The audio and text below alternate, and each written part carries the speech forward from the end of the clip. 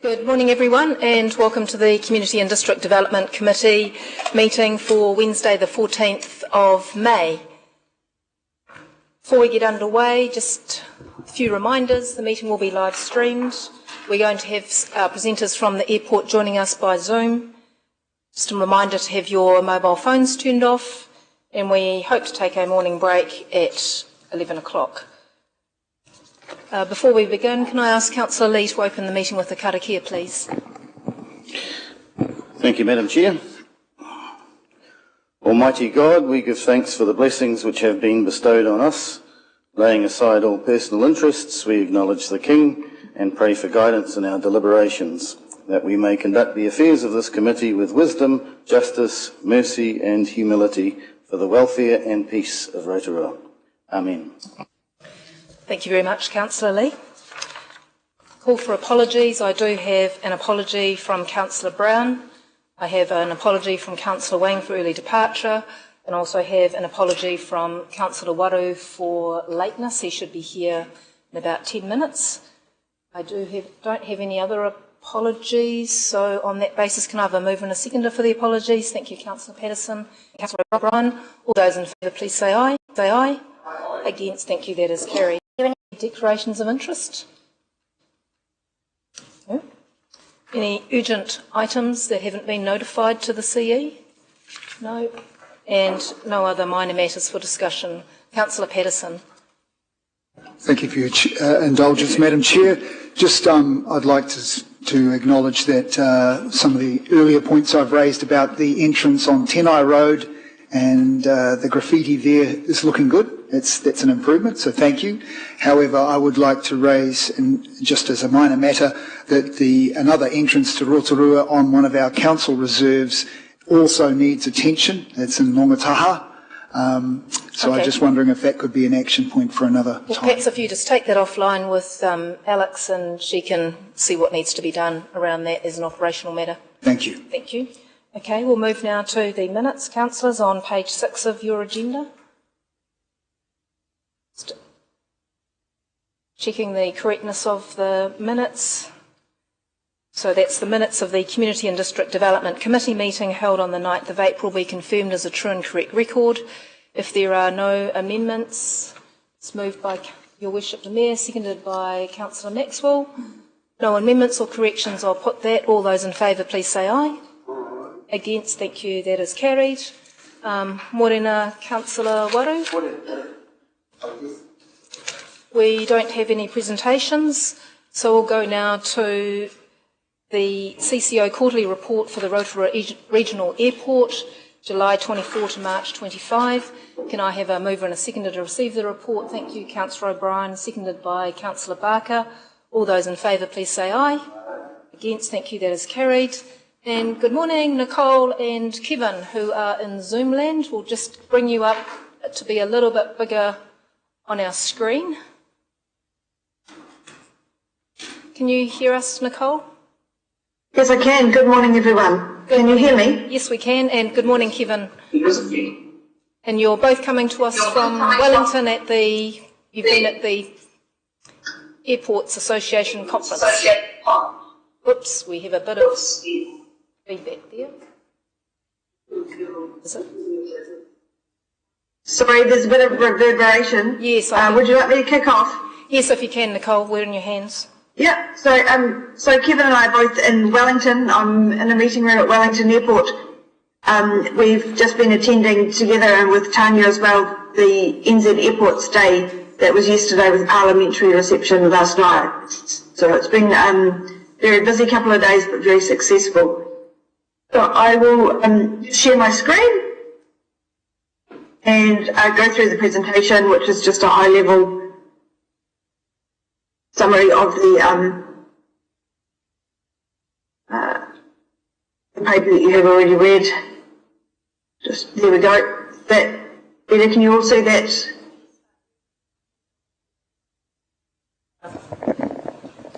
Yep.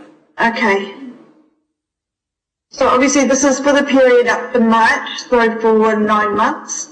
The biggest sort of message that is consistent with what we have talked about sort of the last couple of reports, is lower passenger numbers and increased to be 21% below budget.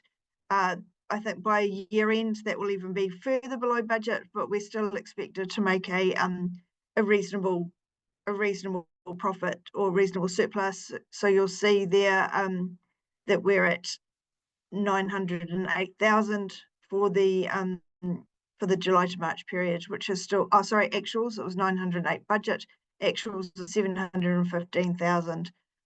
So we're still in good shape.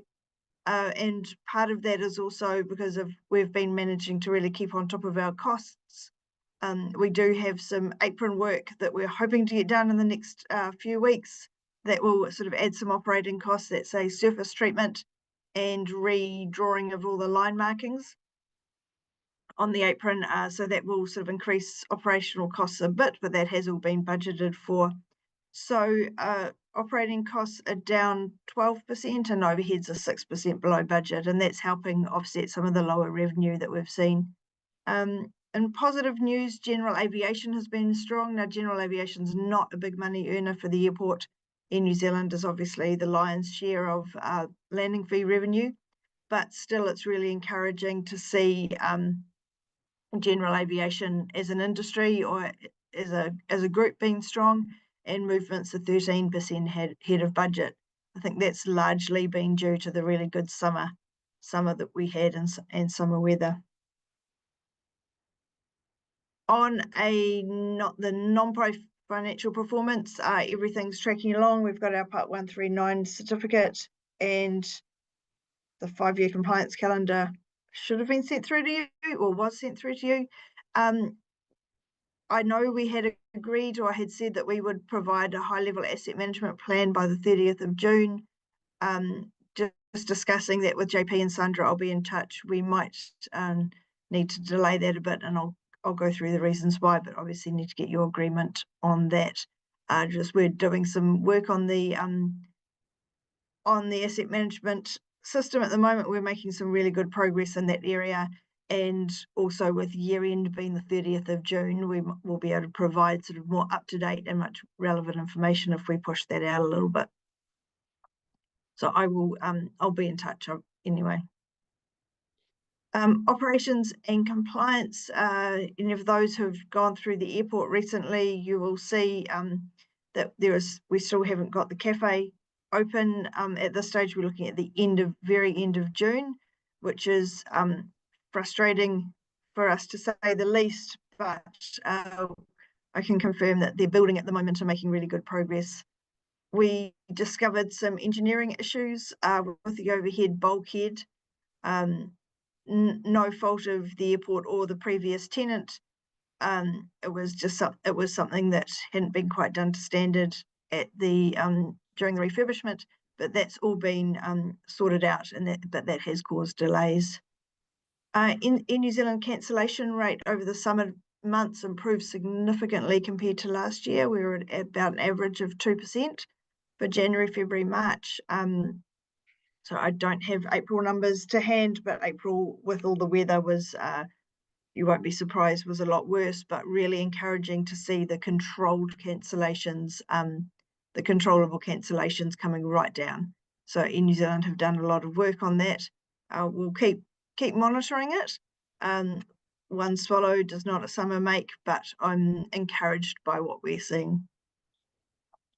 We've done some extensive drain clearing work in preparation for winter, and this was something that was done and sort of identified also by council staff. Not only does it enable the flow of water, but there's a noxious weed that comes from upstream in the catchment, and council staff were keen to ensure that that didn't get through into Waikawa Reserve or the lake. So us keeping those drains really clear it provides a buffer for that. So we were pleased to be able to do that, and in good time, ready for the winter months. This last point is probably going to be on my slides for quite a little bit longer. We've got a really big focus on obstacle management and trees, and working through that. So we're making really good progress and have had good response from the members of the community that we've needed to talk to about trimming or felling trees on their property. so far going smoothly. So hopefully that will continue, and it's opening up and really sort of removing some obstacles that will enable us to make some good improvements with takeoff minima and those types of things as well. So it's a really good project. As part of this, we're also implementing new technology and crane maps and OLS management, and have really stepped up our game in the way that is done. Much more digital, much more visual, and really good information for us to be able to manage this moving forward on an ongoing basis rather than every 5 years, which it has been done historically. Looking forward, Air New Zealand are currently finalising the schedule for November to March 26. I'm expecting some upside in that schedule changes for Christchurch Rotorua. The changes that were implemented in February, those reductions are continuing right through to the end of October, and then we're still waiting to hear the confirmed schedule for November onwards. But I'm hopeful that there will be a little bit more capacity for us. But Air New Zealand at that point don't have extra aircraft. So what they do put on our routes, they have to sort of move around from other routes. So there's not going to be a massive growth, but I'm hopeful that we'll see some upside on Christchurch Rotorua. So the reductions that we've seen on Auckland Rotorua and the schedule, I expect they will remain, but Air New Zealand will confirm that shortly. Work for the Airport Business Park continues, and as you know, we've obviously put pause on any form of public consultation while we have some wide consultation with wider member of the iwi, and we're just working through that, what that looks like at the moment. Do you have any questions? Thank you very much, Nicole. Can you hear me with this one? Sounds a bit different. Kevin, did you have any comments that you wish to make as the chair? Exactly, Chair. Just to say that last night I observed Nicole, our Chief Executive, in full lobbying mode with Air New Zealand. So I can tell you that she's very active and effective in that area of making sure that Rotorua and tourism links are front of mind for the airline. Okay, thank you. Yes, that would be an accurate assumption, yes. Along with Tanya last night, but yes, I'm very active in that space at the moment to make sure we understand what's going on, and that Rotorua, as well as other regions, get the best connectivity possible in a sustainable way. Thank you very much, Nicole. David, we'll come back to you on that asset management issue later on. We'll take that offline. Councillors, we've got 7 diverse topics, in which one of them has actually got about 7 topics within itself as well. So I just wondered if we could just keep this to your top sort of 2 or 3 questions, and we'll just keep it to that, because we do need to finish and allow a short break, and then we have a workshop commencing this afternoon as well. So with that in mind, are there any questions for Nicole or Kevin? Councillor O'Brien. Thank you, Madam Chair, and through the Chair. Thank you, Nicole and Kevin. Morena, good morning. Just a query in regards the surplus not reaching target. The difference between your third quarter target compared to the fourth quarter end of year one is just over 160,000. Now, if we're already 200,000 behind, and you don't, and according to your budget, you don't expect a massive increase over that fourth quarter, how do you think we're tracking in terms of lowering that difference? I think we'll end up with a similar final number potentially to what we are now, but we haven't done a detailed reforecast. So we're still in reasonable shape, and for the airport, that's still a very comfortable profit. Last year, I know we did a bit higher than that, but where we're looking at the moment is still very good shape for the airport.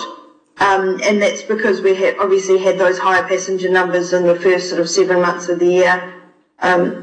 So I don't think we're going to end up too dissimilar to what that July to March number looks like. Okay, thank you. The maintenance issues you talked about for savings, are those possible to be made permanent or are they just delayed? Is it essential work that must be carried out? Some of it is essential work that has to be done. So the apron surface treatment is essential work, and the updating the line markings has to be done at the same time. But some of the savings are baked in as well. Thank you. And sorry, just my last two quick questions. When you say in your report that you met with Air New Zealand in March, who advised that improved financial performance of the sectors would be required before additional capacity can be added, what are those actual sectors that they're looking at, please? So they met with myself and Tanya and Andrew Wilson, not the same meeting, but different meetings last week, and with both groups of us were told that all three sectors are not looking flash. I've actually just this morning, from my work last night, I'm just in the process of setting up a meeting with myself for Richard Thompson, their Chief Financial Officer, in a few weeks when I'm next in Auckland. And I'm going to try and get under the hood a bit more, so I've got a better understanding of what that looks like for Rotorua. Thank you. And just my final question. Sorry. It would be fair to say that Wellington is definitely one of their concerning routes, and that's not just a Rotorua problem, that's a Wellington fed issue. So all Wellington routes they're struggling with. So my key message is to everyone to ensure that everyone's continuing to use the Rotorua services when you can, because if we don't support them, then obviously we can be at risk. Okay, thank you. And finally, my final question is just in the report, when you talked about the trees being obstacles, forgive me, but when we became an international airport for that 6 months, 9 months, whatever it was, there was issues around trees being, we spent quite a bit of money at that time. When you say trees, are we talking about just restricting growth? Is it on neighbouring properties? Yes, it's all around. So at the moment we're concentrating on the sort of the worst offenders, if you like, and things that are through the instrument flight paths more than others. So it's all around where there's some on Tenai Road, and there's a few on sort of neighbouring or quite near properties around the airport. So we've sort of got quite a long list, and so we're working our way from the most critical through. Okay. And it depends on the tree itself and the location of the tree and the mature height of the tree as to the approach we take. But we work with the landowners and our arborists to ensure we're finding the best solution for everyone, including the trees. Thank you. Okay, thank you. Councillor Waru, followed by Councillor Lee. Tēnā koe te tiamana, o tira, kia ora kōrua, Nicole, Kevin, nice to hear from you. Thank you for the report. My questions are pretty quick. The cafe, the delays with the cafe, are you able to expand on that? What it says here, the engineering requirements, how did that not come to light before all this happened? When the fit out was removed, we noticed that there was a problem with the bulkhead, and when we did some further investigations into that, we discovered that it would be best practice to do some more strengthening work, so that's what we're doing. Oh, okay, so it's just the strengthening stuff. Okay, yep. Thank you. Well, I hope they get sorted, because it is a bit of a hoha nopina, have a nice coffee in Naharani there. The other one was around the Ngāti Uinuku Kōpaho, the plan moving forward for the business park. Is there a plan in place? Or anything Is there scheduled? a plan? Yes. Yep. Yes, I'm working on one at the moment. So we're looking for some external support to help the airport with that as well. Haven't quite confirmed what that's going to look like yet, but we're working on that plan at the moment, and I am in conversation with representatives of some of the descendants of the landowners as well about having some more communications with them. So we're just setting those things up at the moment.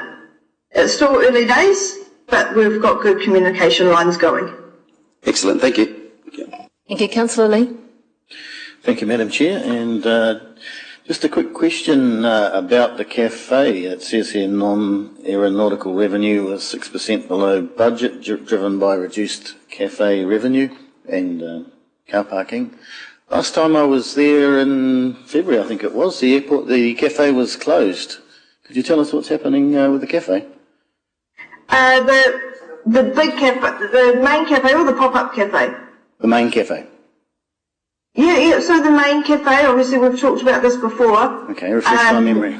Terrace Airside's lease ended, and they decided to take the fit out with them that was owned by Terrace Airside. So we have a new cafe operator in there, which is the Hangar, operated by Boasters from town, and the airport is putting in a new fit out. But there have just been some delays in getting the fit out. In the meantime, there is a pop-up cafe with a good selection of food.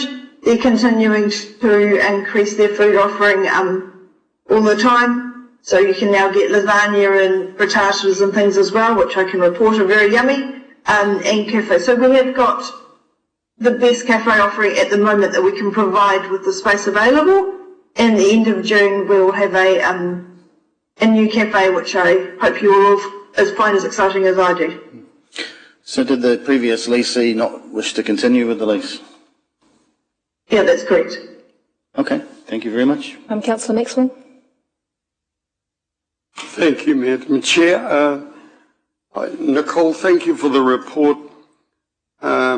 Just reading it, I have a concern about the possible reductions of the Auckland to Rotorua link, which also means vice versa. Auckland being the gateway, not only, I guess, times that I've been on there, locals and overseas tourists are on there. Can you give us a little bit of a heads up? What's Air New Zealand's real concerns? I thought they're pretty full, those flights. Yeah, so Air New Zealand's concerns network-wide, and this isn't just a Rotorua thing, this is network-wide, that their costs have gone up more than their revenue, and that the regional sectors are not as profitable as one would hope to be able to continue them. There's a myriad of other issues that they're facing, and they're working through those as best they can. I'm advised that just as recently as yesterday they had some good news on the engine front, and we should start to see some capacity coming back into the domestic network. So, yeah, Auckland, on the Auckland sector we've now got the overnight flight, so we've got end of the day timings which provides much better connectivity to international flights, and I know that's been well utilised. I haven't been given any details on exactly what that looks like, but hoping to get a bit more information from them when I go to see Richard Thompson. Thank you. Thank you very much. There doesn't seem to be any... Councillor O'Brien, Thank you, Madam Chair. Just thank you for your leniency.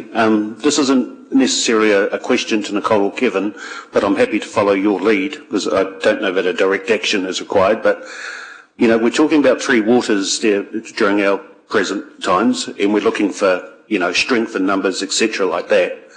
And despite the incredible work done by our airport team, this isn't any criticism or critique of them at all.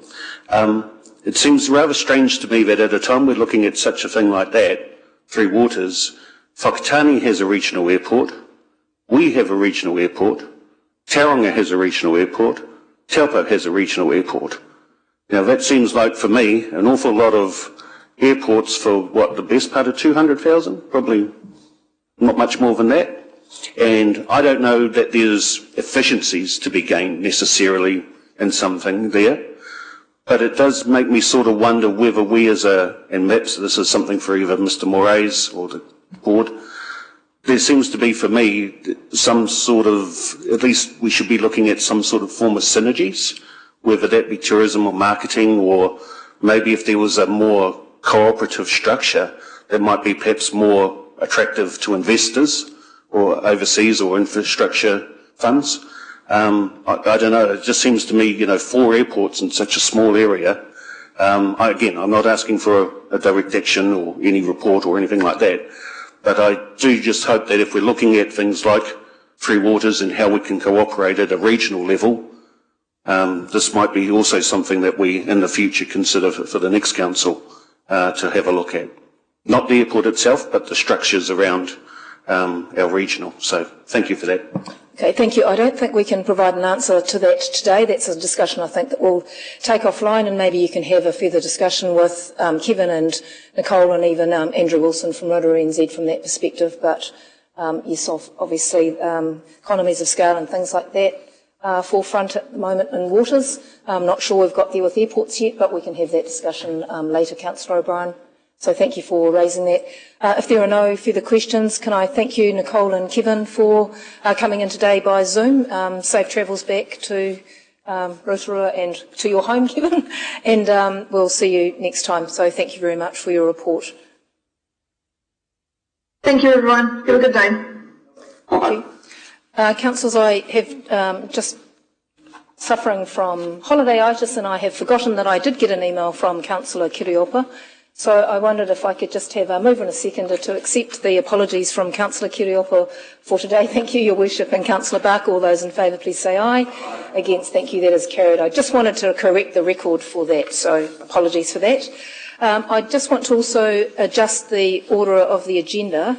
We do have quite some lengthy topics to deal with, and I'm just mindful that we have got Andrew Wilson and Sam, who is our new Commercial Manager for Rotorua NZ here, and so I'd like to take that item next. So just give you a moment to find your place on the agenda. That's 7.7. We do have a presentation, so this is around the event strategy. Andrew, I don't know if you want Sam to come up and join you and we can introduce Sam to everybody. So I'll just get a move in a seconder that we receive the report, event strategy, funding, delivery and key performance indicators be received. Thank you, Councillor Waru, seconded by Her Worship. All those in favour, please say aye. Aye. Against, thank you, that is carried.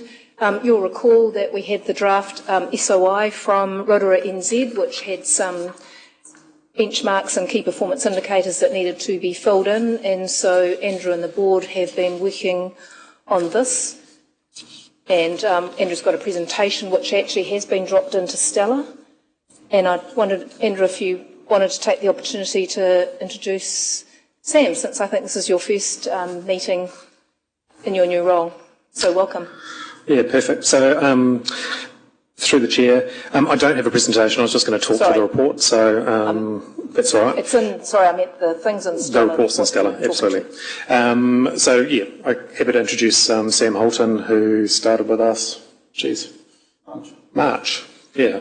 It's been a whirlwind few weeks. It's been a bit on the kind of go. So Sam obviously joined us, was previously the Chief Executive at Mountain Jade. So I know he's been kind of sinking his teeth into things, and I'm sure you'll get a chance to hear from him in the future as we bring things back for your review and oversight.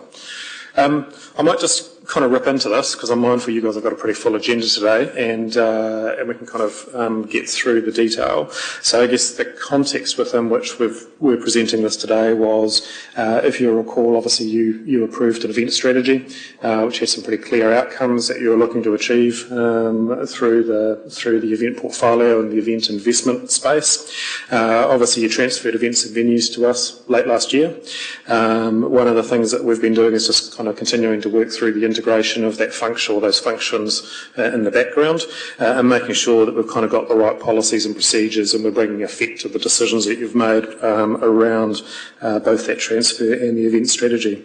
One of the things I think it's quite useful just to kind of touch on is, and it's just to try and bring a bit of clarity around this, is we're really clear we're not in the business of running events. We are very much, our role is focused on hosting, facilitating, investing in, and leveraging that event portfolio. So I think we've got a pretty clear view that says you don't want us bogged down in terms of chasing our tails running an event. You want us focused in terms of making sure we're focused on what is the next event, the next event, and the next event, and that we've got a really full calendar in terms of bringing some vibrancy to Rotorua. The paper, it's a little bit, apologies, a little lengthy, but kind of needed to bring the topics in their entirety to you. It covers off our investment policy, which the board has approved already, which puts some, I guess, some structure around how we're looking to invest in events. We're giving you a bit of a summary view of some of the internal guidelines that we're operating within. There is a lot more detail that kind of sits in behind that, particularly when you get into kind of scoring of some of those sub-criteria. As you can imagine, it gets quite complex, but I can assure you there's a lot of detail that's kind of sitting in behind to make sure that you get a sense in terms of the work that's been done, and then all of that kind of flows through in terms of the KPIs that get included in the SOI, and we can touch on those as we kind of go through. So the event policy is a pretty short document. It kind of covers off, obviously, the tiers of events that we're focused on. So you'll recall from the strategy there were 3 tiers of events: major, significant, and probably, while it uses the word community, they are just realistically those smaller events that deliver upon the outcomes that are in the event strategy. You can kind of get a sense in terms of what the kind of typical funding range is for those events, and then what we're looking for in terms of alignment with the outcomes and the event strategy. Within that, we've laid out some structures in terms of roles and responsibilities. Internally, for most Tier 2 and Tier 3 events, we'll look to be running an internal process that has a sign-off process, including the Rotorua NZ leadership team and then myself. For those events that are kind of multi-year or tip up into the Tier 1 space, we're looking to set up an event investment panel.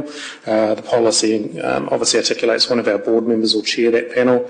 We're looking for obviously a decision today, or we've made a recommendation today that a Rotorua Lakes Council is appointed onto that panel by the Mayor. We'll look to include a representative from Rotorua Trust. That's really around just making sure we've got strong alignment with Rotorua Trust to continue to make some quite substantial investments in the event kind of space. We think, again, it's one of those ones where we're better together.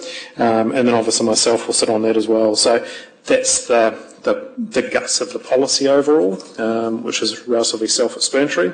When we get into the guidelines, there's a bunch more detail provided there that gets into what we're looking for when we're actually talking about economic impact. So when we talk about some of those key outcomes, so economic impact, we'll be looking to measure things like the actual visitor nights, the forecast spend by visitors. We're grading where it fits in terms of seasonality, so we realise that actually some parts of the year are obviously more desirable to try and fill Rotorua than others. We certainly run a ruler across the kind of the local job contribution and local supplier use, so making sure that there is a direct impact back into our local business community, and making sure that there's a good leverage ratio in terms of, for every dollar we invest, we want to make sure that we see a really good return in terms of that overall.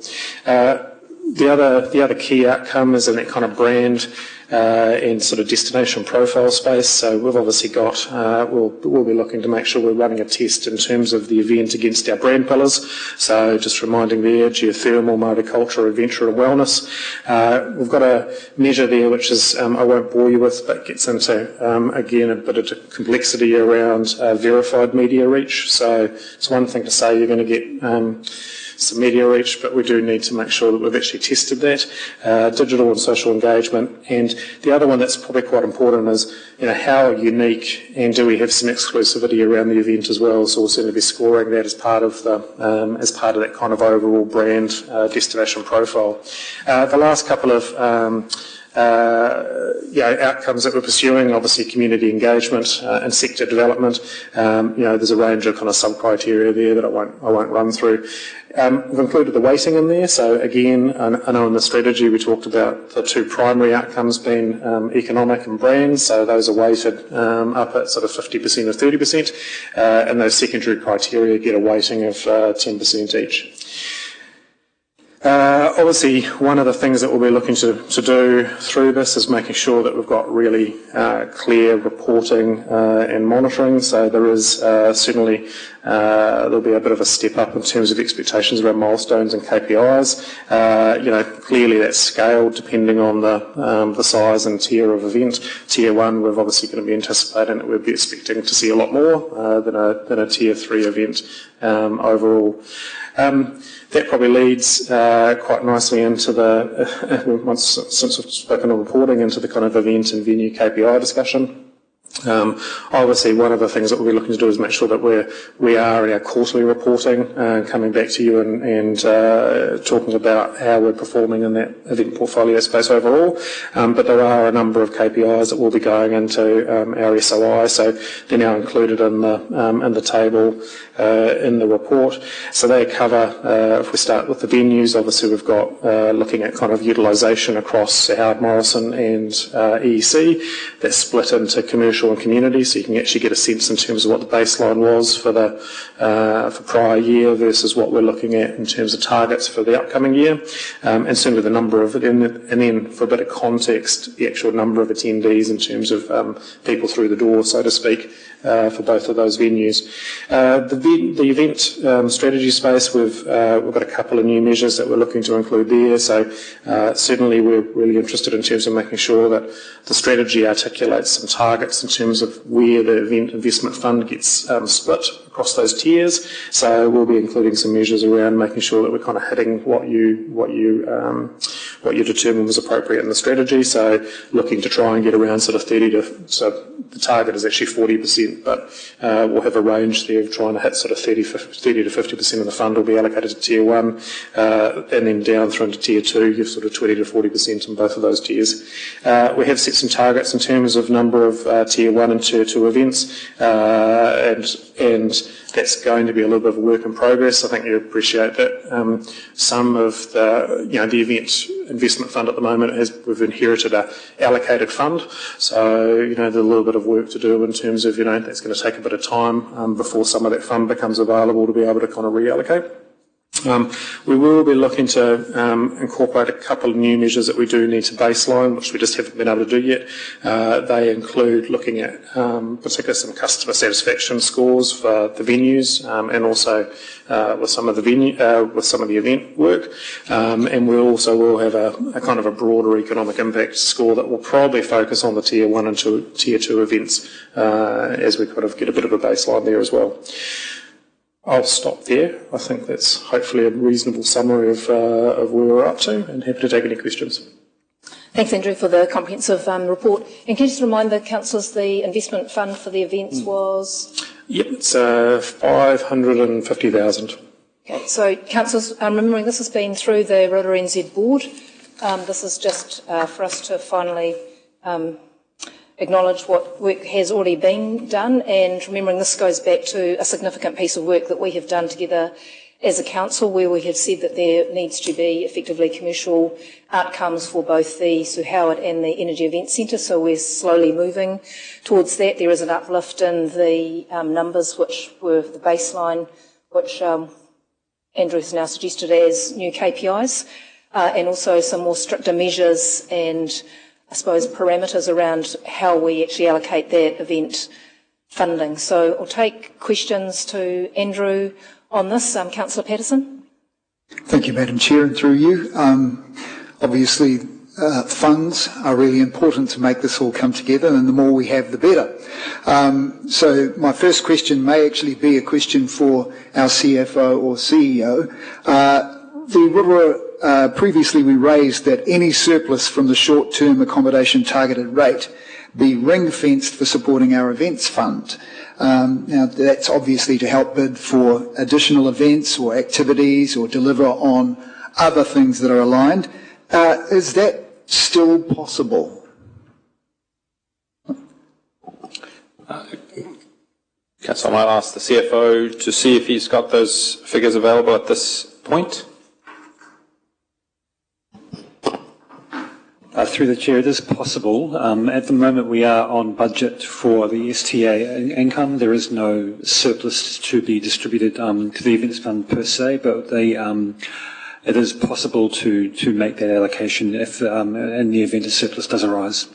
Thank you for clarifying that. And my second question, both Deputy Mayor Kai Fong and myself have raised sponsorship revenue for our venues, our stadium, the Energy Event Centre, etc. Also goes hand in hand with ensuring the viability of events if we can get sponsors secured as part of our bid. So without that being a burden on the ratepayer, have we managed to find somebody to fill that role? I think we talked about a potential go-getter, or will that be Sam? Look, it's definitely within Sam's remit, so I know he has started a piece of work looking specifically at that. So, we just need a little bit of time to kind of work that one through. So I anticipate probably later this year we'll be able to come back to you with the outcomes of the work we're doing in that area. But yeah, it's certainly the intent that we'll be looking to pursue sponsorship, and not just for the venues, but for some of those other assets as well. Exactly. I mean, and it would make sense that potentially the museum exhibition needs sponsorship as well. So there's a whole lot of opportunities there for extra revenue. Yeah. My last question pertains to something that I believe, if my memory serves me correctly, that we actually passed as part of the annual plan originally in our first one, which was the event licence. Whatever happened to that?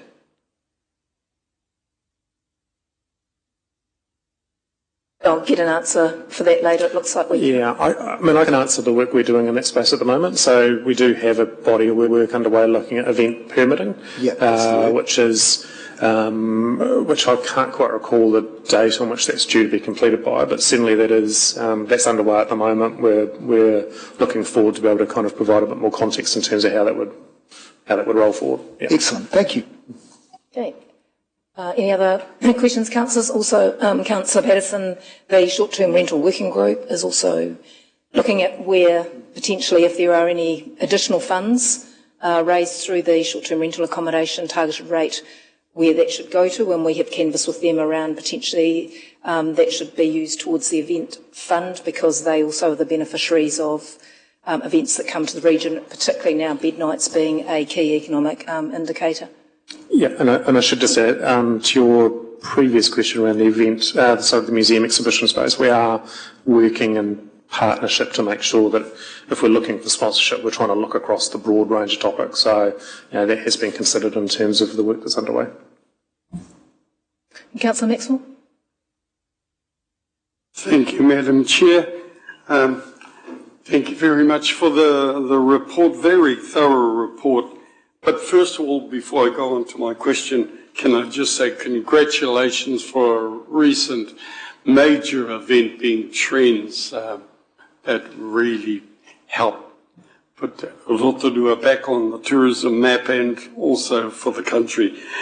I can recall some time back when the expert that came here, Sharon Van Gerlich, and we were all excited then about and she was about the potential of Rotorua. So thank you for bringing forward the report, and I'm looking forward to the developments in that here. As you know, this is early days, but we've had a quick kōrero. Te Matatini is on the radar at the moment, and I know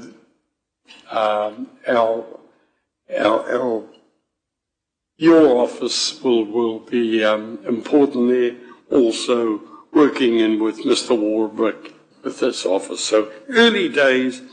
The question I've got is, when do you think that we could get this underway?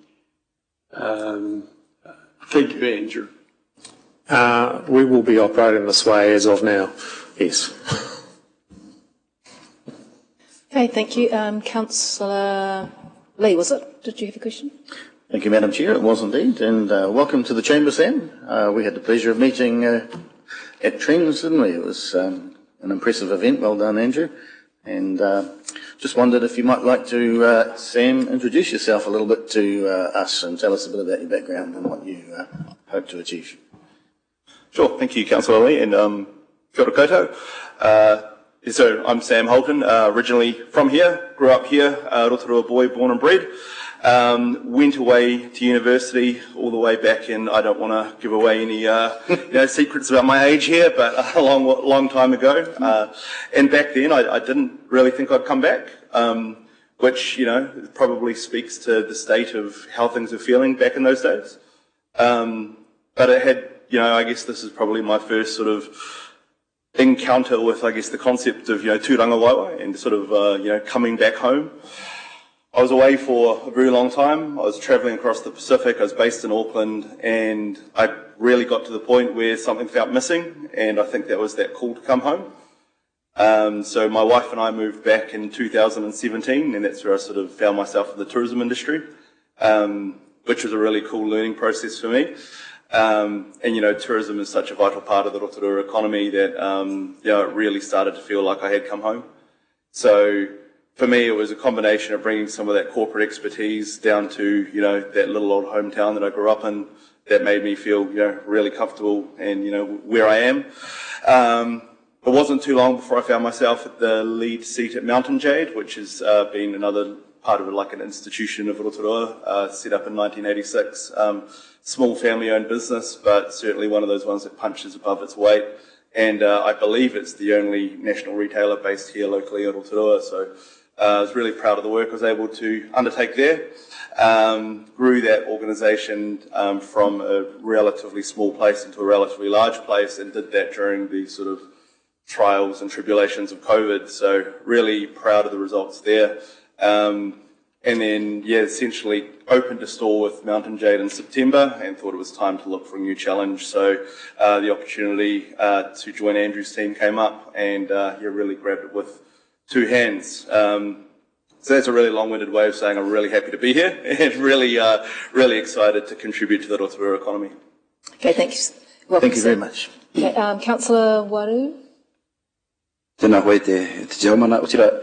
Lorena Horua, Andrew, Sam, hoki mai te kāinga Ngāti Pakaue, kia ora. Just wanted to ask around the makeup of the panel. It's got there, NZ board member, NZ chief executive, Rotorua NZ chief executive, trust representative, and a Lakes councillor. Do you think the mix is right, or did you have any other ideas around who could be on there? Maybe someone with some real events, what would you call it, experience? Yep, so we did have a bit of a discussion at the board. So the board agreed to nominate Sarah Meikle, who does have a lot of event history, as the chair of that panel. So I think you'll recall probably when you appointed Sarah to our board that she's ex-Wellington on a Plate, has a long history in terms of major events through New Zealand. So I think we're pretty covered there. Yeah. Kapai, I was just wondering if there was any other thoughts around that, but Kapai, you seem to be comfortable that the thinking's happened, so mamihi, kia ora. Thank you. Councillor O'Brien. Thank you, Madam Chair, and through the Chair, thank you, gentlemen, for your excellent report. Just one thing, sorry, can I just clarify? Obviously, you have contracts in place, i.e. with crankworks, etc., like that. Eventually, everything will be measured through this scope, is that? Yeah, absolutely. Thank you. And I was going to ask about the Chiefs game, which I brought up, previously, but you may have been away, but we're tight for time, so we might leave that for another day, perhaps. I think you can take that discussion offline with Andrew. I did raise it with him yesterday, so he does have some other information that he can provide or share with you.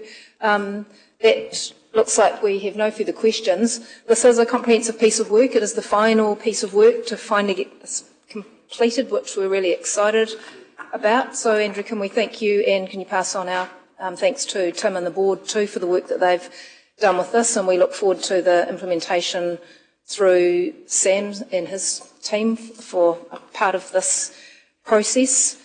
There is a recommendation up there which I think I'd had it signalled by Councillor Wang, so it looks like everyone's really, really happy with this. So we're noting the board-approved investment event investment policy. We'll approve the Mayor nominating a councillor representative on the event investment panel at the beginning of the next triennium, and the committee notes the event and venue related KPIs that are to be included in the SOI. I have had a signal from Councillor Wang that he would move it, and Councillor O'Brien as the seconder. Is there any further discussion on this? I think it's fairly straightforward. In the interest of time, I'll put that motion. All those in favour, please say aye. Aye. Against, thank you. That is carried. Thank you very much, Andrew and Sam, for that.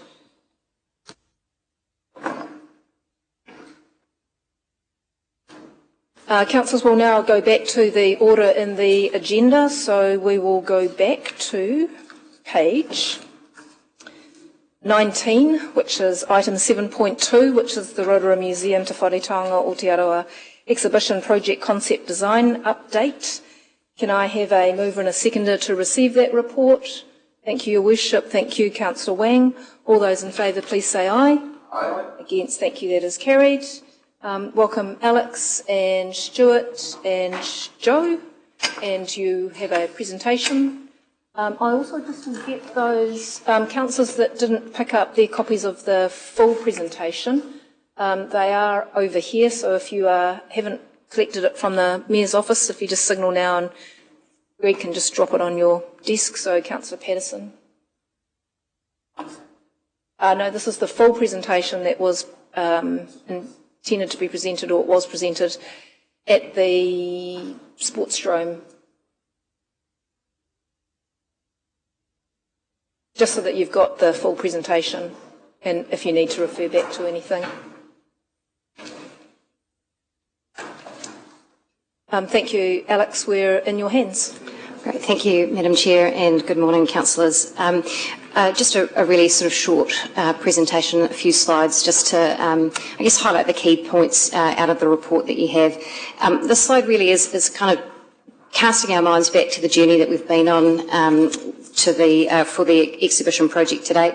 So the exhibition work's been underway since the beginning of 2023, and there was consultation that happened mid that year as well that indicated an overwhelming preference for the bathhouse building to come back as a museum. So I think at that point we had about an 85% preference for that option. There was also early direction provided by Council that the exhibition work was to be externally funded, and significant effort has gone into I guess, raising funds to be able to progress the various design stages of museum exhibition. And I just really want to briefly acknowledge those that have provided funding to us to date. I know a few of them are on the live stream connecting to that, so just thank you very much for your commitment. But I also want to acknowledge the efforts of the team around that. If only we could go to one person and get everything we needed. That's not how it rolls out. We've had to apply to multiple funds, and we've got multiple partners to do that, and that takes in a huge amount of effort, so I just want to acknowledge the team. Once we had the funding to progress with concept design, officers went through a procurement process and we landed on Workshop E as the preferred design consultants. That concept work has been through a couple of iterations. So there was an 80% concept design which councillors were presented previously, and then that was refined to 100% concept design in September last year. Further to that, a decision in December, councillors really wanted a little more assurance, I guess, about what the design work had completed to date, and was it the product that they were in behind in terms of bringing back an international tourism destination, but also something that reflected our localism and our people. So at that point, it was resolved to set up a project steering group made up of council representatives, but also 2 experts. And then over the summer period, the team went through and identified who those experts, or what suitable experts those might be, and we managed to secure them in, I believe it was probably March. And then that followed I guess our first meeting with those PSGs. So we have 3 independents, 2 of those which have significant experience in exhibition design work and curation, and then 1 from our Pū Kinga Koeke, as well as our 3 councillor representatives. So at that PSG meeting in April, members were taken through the bathhouse itself and carefully then walked through the 100% concept design, which had been completed by Workshop E. The independents have provided us a thorough review of that work, which is attached to your report. And they specifically noted that the work that had been completed meets best practice, particularly in relation to concept design, but also equally importantly delivers on the community aspirations as well as that nationally significant tourism facility. And the other point that the PSG emphasised in their report and at that meeting was just the level of community consultation that had been undertaken to underpin the design work. So there was about 7,000 individual pieces of feedback that was received through that process, and it has really underpinned what Workshop E have delivered for us. Just touching briefly that we continue with our fundraising efforts, and the team was successful in achieving $50,000 from one foundation recently. So you may recall my last report, we had an application pending on that, so we had a successful outcome there. But we will be presenting the current status of confirmed and in-progress funding as part of a reopening options paper, which we've got planned for next month. So you might ask yourself why do we need to decide on concept design, and why do we need to decide on it now? Essentially for us, a decision on concept design is needed to inform Council's next decision on the museum reopening options. It also keeps us on track to open the museum following the build completion, allowing us to essentially recover operating costs as soon as possible. Should Council accept the recommendations of the PSG, it actually provides us a range of benefits. So we provide assurance to exhibition consultants that there's intent to continue with the design work, and managers of them moving on to other projects. So you may recall that this particular company, their services are in demand. There's quite a few museums that are looking and doing refreshes, and they have a number of options available to them. We can't entirely remove the risk of them moving on, but us moving forward with the program as we've outlined mitigates that as far as possible. It also provides assurance to our funding partners that have provided or indicated intention to provide funding for the museum exhibition. So a number of our funding agreements are time-bound, and depending on future decisions may need to be extended. So being able to land a decision helps us manage that. An approval of the concept design also helps support any requests for new funding partners. So we're still tracking and working very hard, and being able to demonstrate, moving forward through significant stages provides confidence and assurance to those that may be interested in providing us funding. And then the last point up there is councillors will be aware that a significant proportion of our museum collection is loaned material.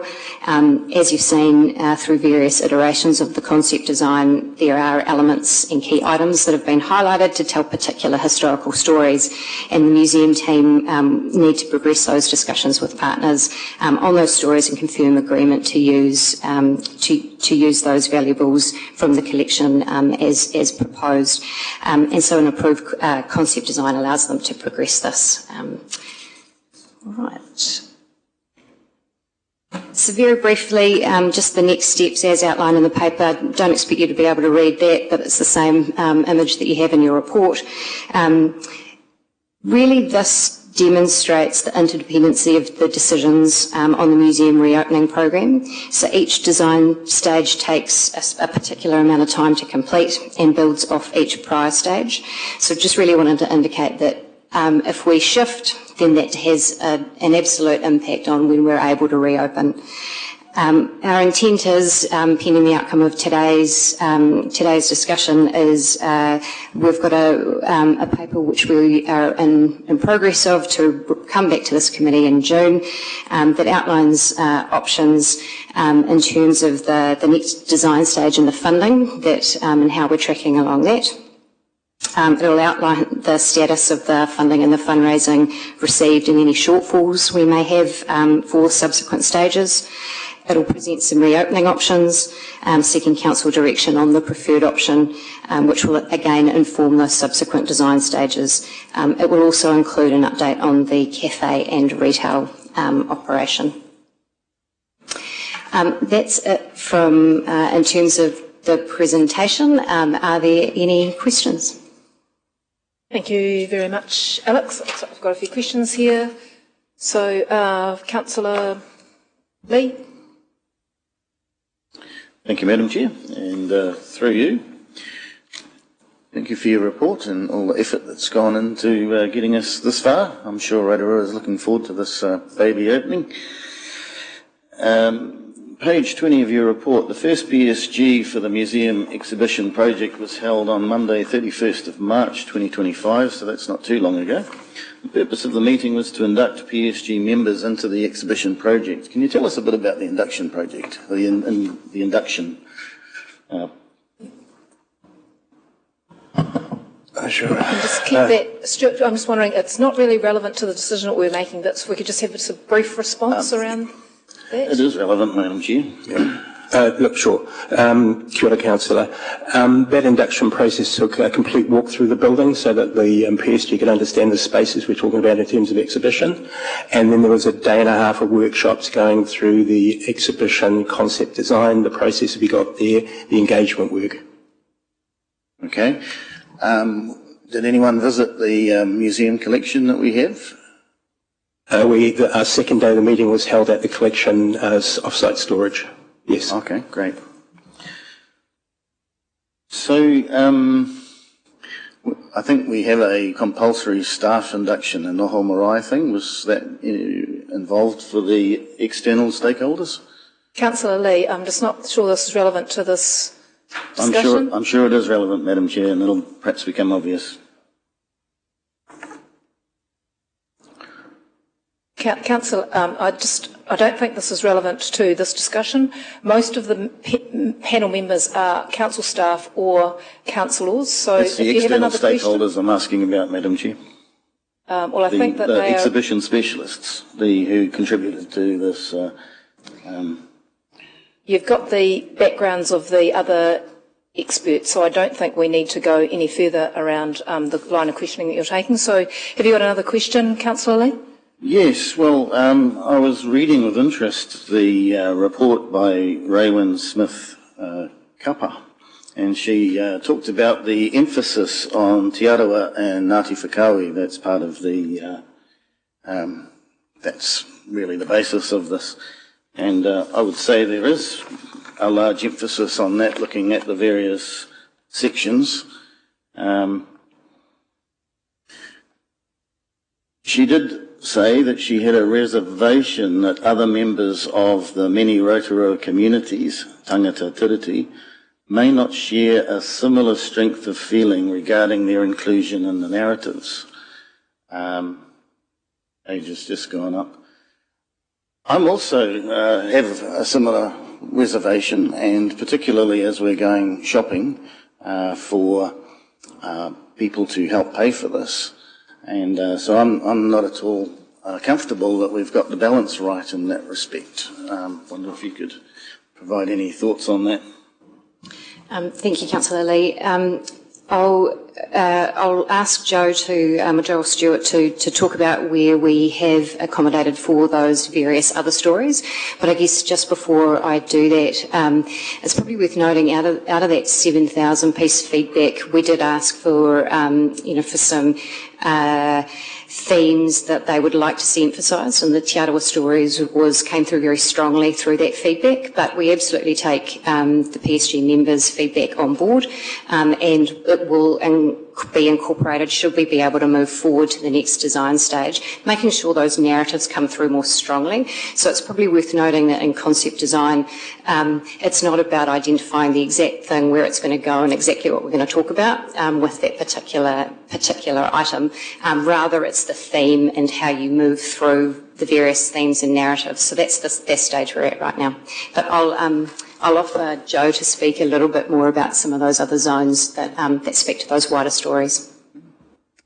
Wondering, just mindful of time, one of the things that we didn't do at the presentation that the council's had at the sports drome was to finish the presentations around those rooms, and so I'm wondering if there's an opportunity for us to take that offline and have an informal discussion next week in more detail, if that is an opportunity that councillors want to take.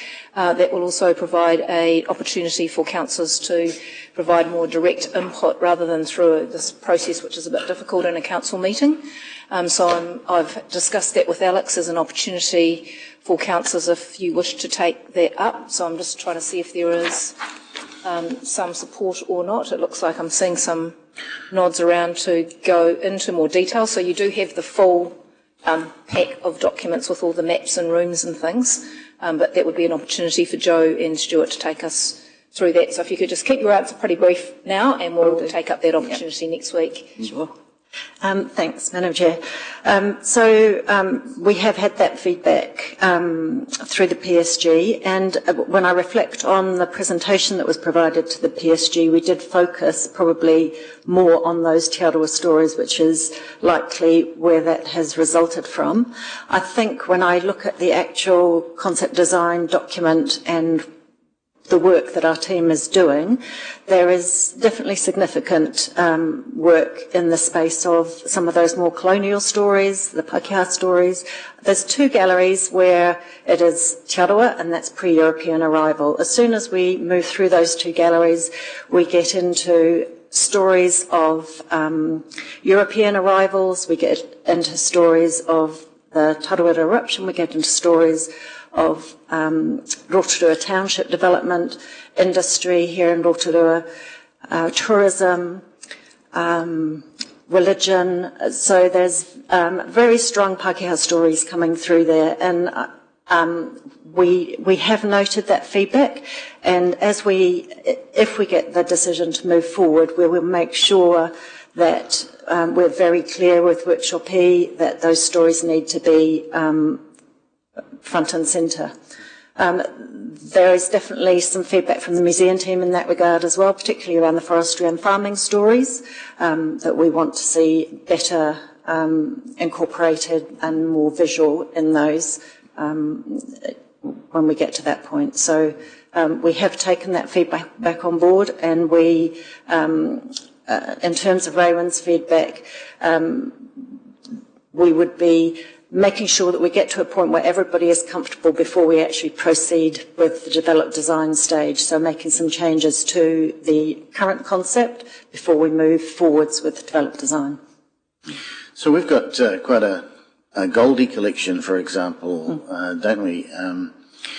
Is there any mention of the Goldie paintings in here? Because that's a collection of national significance, isn't it? There are some Goldies as part of the Rotorua Trust collection, and those some of those Goldies are actually in the concept at the moment. They're not necessarily in the same place. They're not all together. They're helping to tell the stories as we move through the exhibition. So they're being placed in context of the story. Yeah. We haven't had much talk about how much to or what fees the public might pay to go in. I think we're getting ahead of the discussion now, Councillor Lee. Well, actually not, Madam Chair, and I don't appreciate being interrupted by the Councillor Lee. Point of order. My point of order is disorder. I've heard Councillor Lee speak back to the Chair a number of times now. The Chair rules the meeting, and the councillors should be orderly. Thank you, Your Worship. Councillor Lee, we're talking about the concept design, so is the question relevant to the concept design? Yes, Madam Chair, I only ask relevant questions. It's relevant to the concept design because I noted when I looked at the Louvre Museum, the famous one in Paris, of course, they do charge for people to visit and have a look at the Mona Lisa, for example. Locals may get a discount, particularly free for young people. So I'm really interested in a collection that's going to be of national significance with a view to potentially people actually from international visitors potentially, out-of-town visitors potentially, actually paying to contribute to the upkeep of a museum and the collection. So that's the pond I'm fishing in. Okay, Councillor Lee, I'll just get our CE just to answer very briefly on that because it's just Councillor, that decision isn't part of today's discussion and will be brought to you at a later date. Okay, thank you. We'll now move on to other councillors for questions. Councillor O'Brien. Thank you, Madam Chair. Madam Chair, do you mind if I just clarify with you, since we're in question time and not debate, when you're saying perhaps we could organise another meeting to follow on the shortened one we had at the museum, the Sportstrom, apologies, the recommendations, if we vote on, if you move these, that the committee accepts the recommendations from the PSG group to endorse the 100% concept design completed by Workshop E.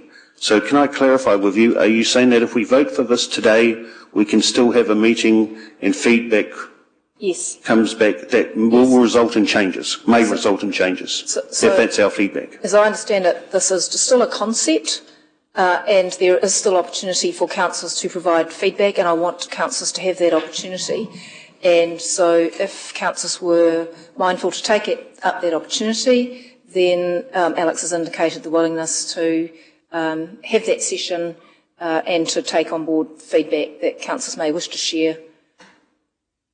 Because I'm mindful that we didn't have an opportunity at that last session because we had the presentation, but there was no opportunity at the end of that, just given the timing of that meeting to provide feedback. So as I understand it, this is by and large our concept, but there is still an opportunity for changes and other amendments to be included. And Alex, if you want to just add a few more comments to that. Yeah, absolutely spot on, Madam Chair. Should councillors want to meet up and be walked through the remainder, that is absolutely a possibility for us. As we mentioned, we have the PSG's feedback sitting in reserve, which will move forward, subject to being able to progress with the developed design stage. So it'll be incorporated, that feedback into the next stage. Thank you. And just my second quick question, if I may. Could I ask what would be, forgive me, the risk if we postpone this decision until, say, the end of month meeting? So, what would that be? Roughly a fortnight, approximately? Like, what is there material risk? I know delaying there's always a risk of some sort. But if we looked at delaying until we had those meetings where we could give you guys feedback, what's the material risk if a fortnight? I guess there's probably a question for governance to answer around decisions deferred and when we would have to bring something back. I'm just not sure about that. But in terms of risk to the project, we're really at the point end of the program. We've obviously taken some time to get this PSG set up, and they have that PSG have provided their time and their guidance. So there's also a risk, essentially of a reputational risk, I think, for those PSG members, feeling like their expertise hasn't been fully considered. So there's a risk there, and also then that risk to our timeframes just continuing to slip around opening, and the costs associated with that. Just ask our CEO to make a few comments as well. Thank you, Madam Chair, and through you. Just if we can step back a little bit, I am aware that when I came to council, one of the directions I got was to make sure we're timely with the delivery of our capital projects, and you've seen a lot of that focus go onto the museum rebuild project. That being said, in late last year, I fully supported pausing the work stream on the museum exhibition, and we established a process to give councillors certainty or comfort that the right views were being brought to bear in terms of giving oversight of the museum exhibition direction. We've taken some time to do that. Hearing from some of the questions from Councillor Lee that his questions have actually been picked up by the PSG members, so I'm comforted by the fact that we are getting those views represented at the PSG, and that group is providing direction to the museum exhibition workstream.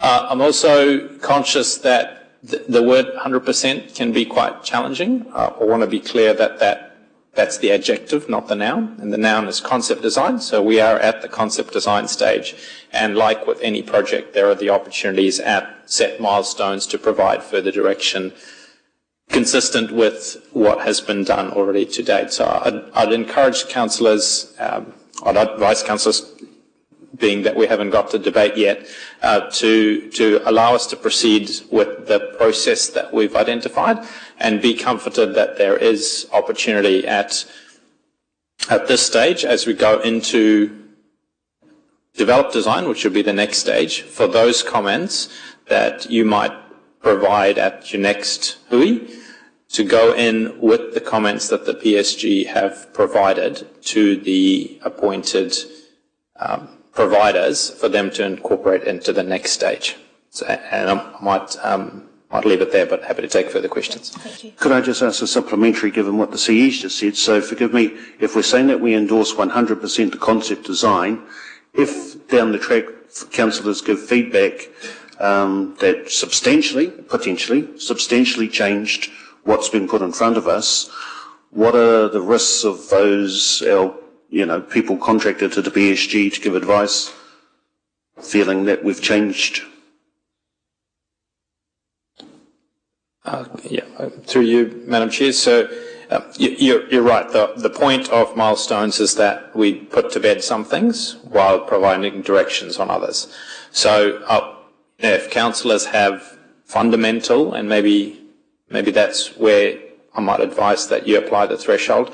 If in your debate you have fundamental issues or objections, then perhaps is the opportunity to not proceed and maybe lay it on the table for a couple of weeks. If the directions that you have are not fundamental but around refinement or enhancement or more information, then I might suggest you approve the concept design and provide that direction. I'm hesitant to endorse a way of working that gives every milestone the opportunity to undo every previous decision. So that's where I might advise you, if you do have fundamental concerns, you don't approve it.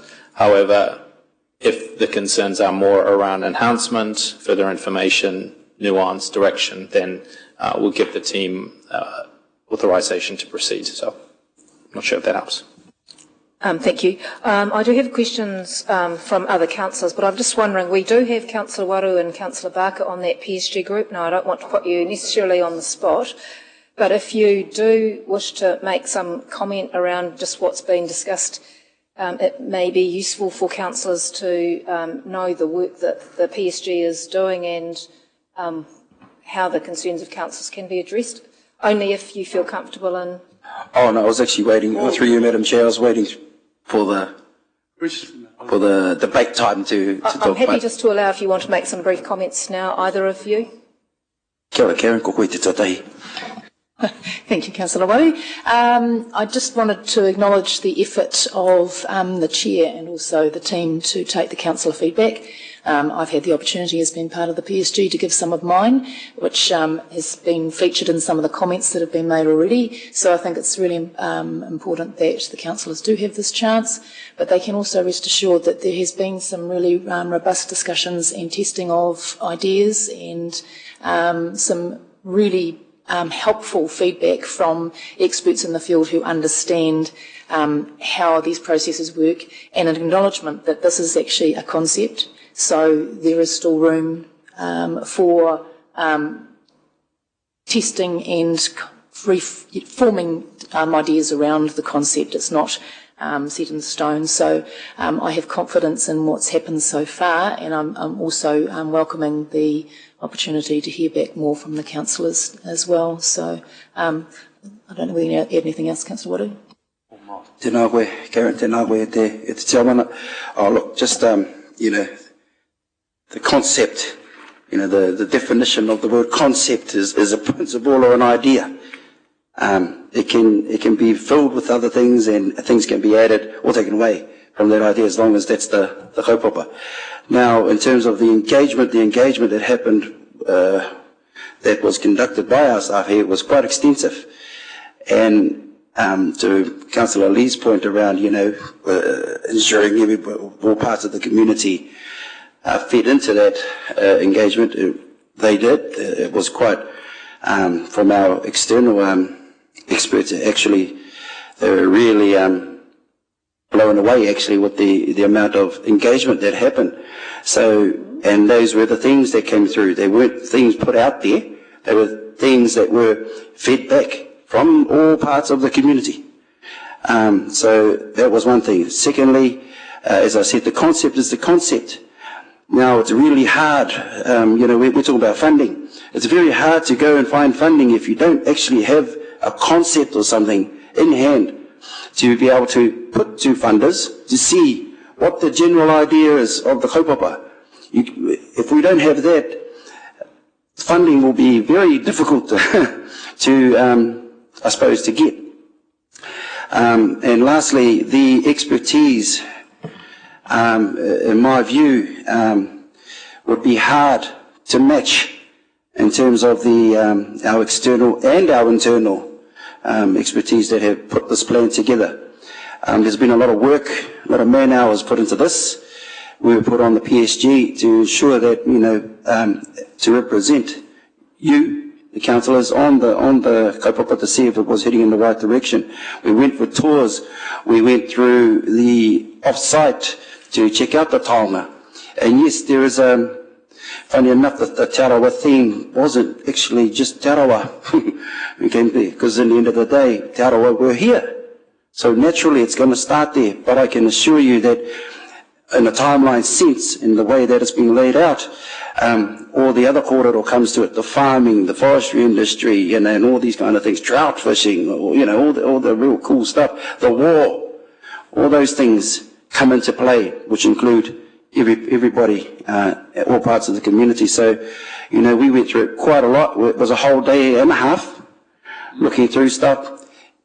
And Workshop E also, if I can just touch on Workshop E, the questions were asked by some of our councillors here around the way that the kōrero was coming across.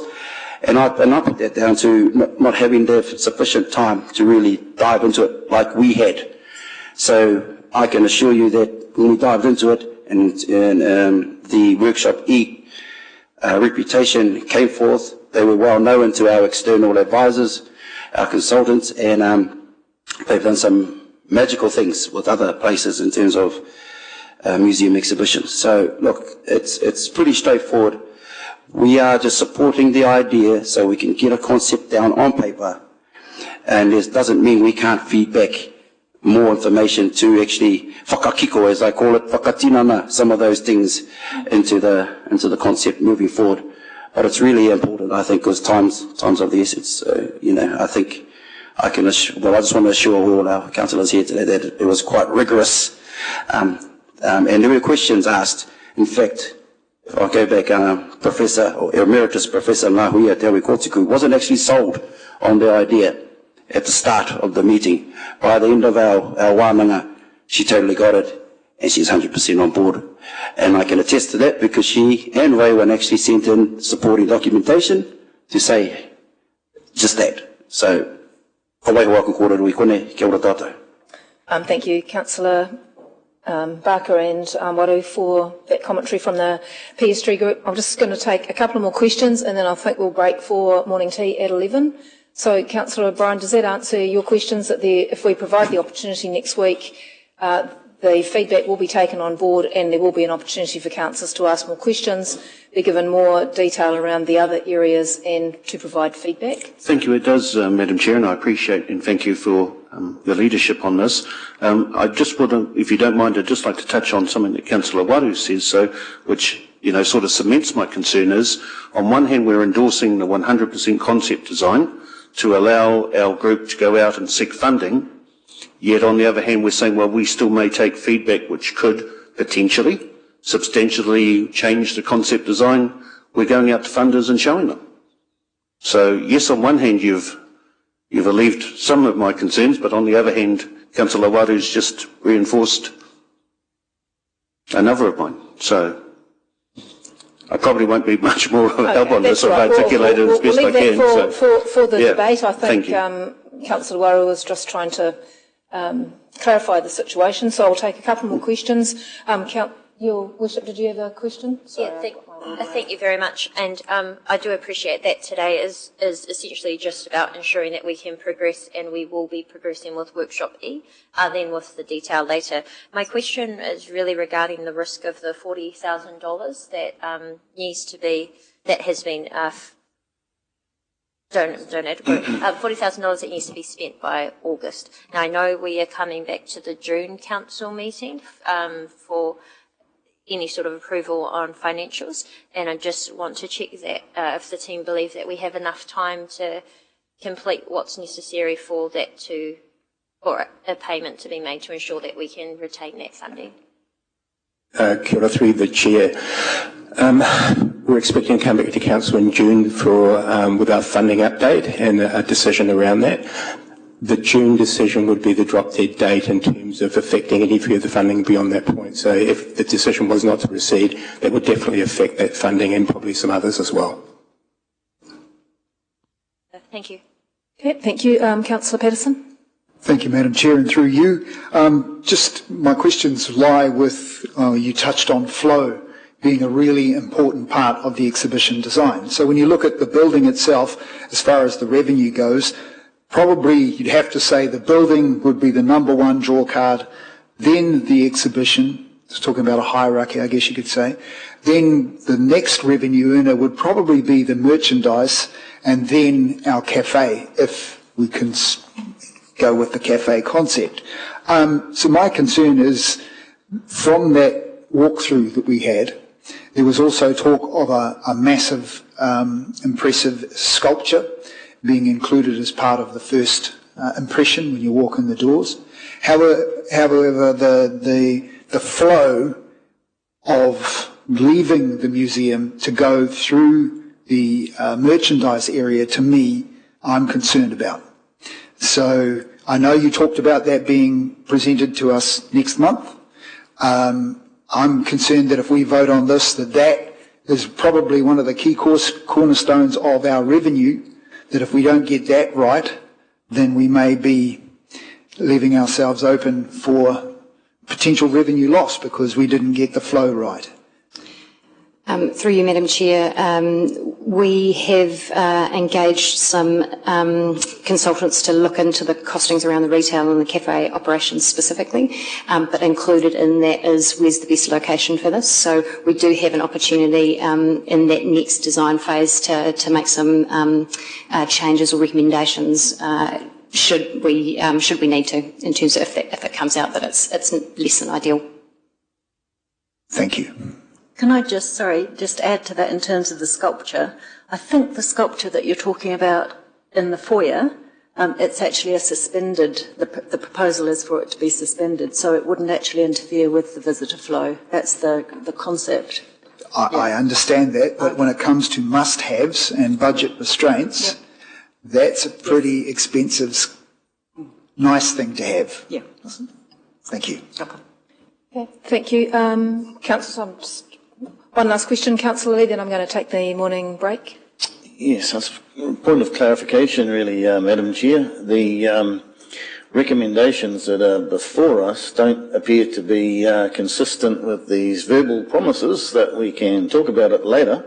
What the recommendations before us are saying is that the committee accepts the recommendations from the PSG and endorse the 100% concept design by Workshop E, and that the committee notes that the next stage of the exhibition project is developed and designed.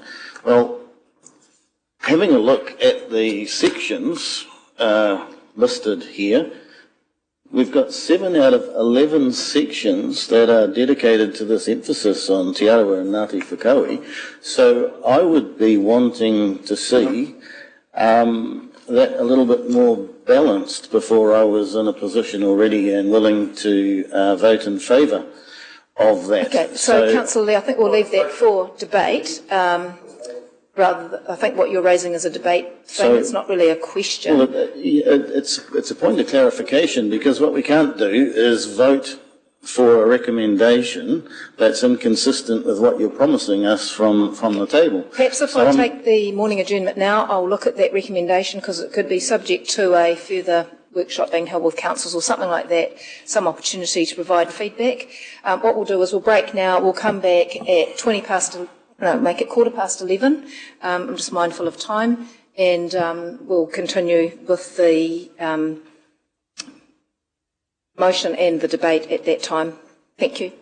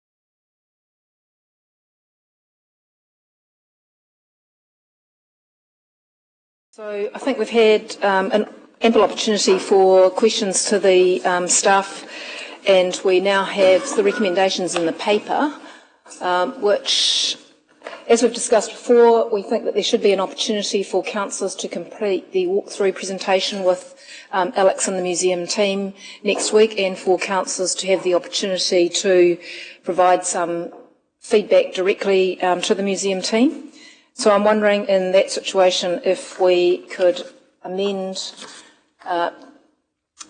clause 3 of the recommendation, so that instead of the council accepting the recommendation, that we simply note the recommendation, so that as a noting of the PSG's recommendation, and that we have an action point that we have the Chief Executive to arrange the workshop. We will then have a final council decision at the June meeting, which will be to finally approve. So there is a final resolution approving the concept design and the funding, so that everything is now in the correct sequence. So I'm going to suggest, I'm happy to move now that we're noting the appointments of the PSG steering group, which is noted in the agenda. We're noting the recommendations of the PSG to endorse the 100% concept design, and that we note the next stage is the developed design. So that is why there is still opportunity to provide feedback, and it's dependent on securing funding, so these all line up to the next set of decisions that would be made at the June meeting around final approval and funding. So I'm happy to Sorry, just a question. That, but happy to take questions for clarification on that first. So, Councillor Waru. Tēnā koe te tiawana. Can I just get clarity around what the word notes means in this? So we're still making a decision, so we still have to move this resolution. So we are confirming the recommendation that's in the paper from the PSG group. And we will do a final recommendation at the June meeting, which means that councillors do have the opportunity before then to provide feedback and complete the walkthrough presentation. Okay, thank you. So are we doing points of clarification only? Thank you, Councillor Lee. Yeah, thank you, Madam Chair. Councillor Warry enthusiastically talked about engagement being supportive of the current arrangements. Could you just, the significance and engagement policy says it's not triggered in this report. So what's the difference between engagement and consultation? Because we're not proposing to put this out for public consultation, are we? I think Alex had just confirmed that we'd already done extensive. So my question is, what's the difference between the engagement that we've done and a normal consultation process, as if the significance and engagement policy were triggered? I'll get the CE to...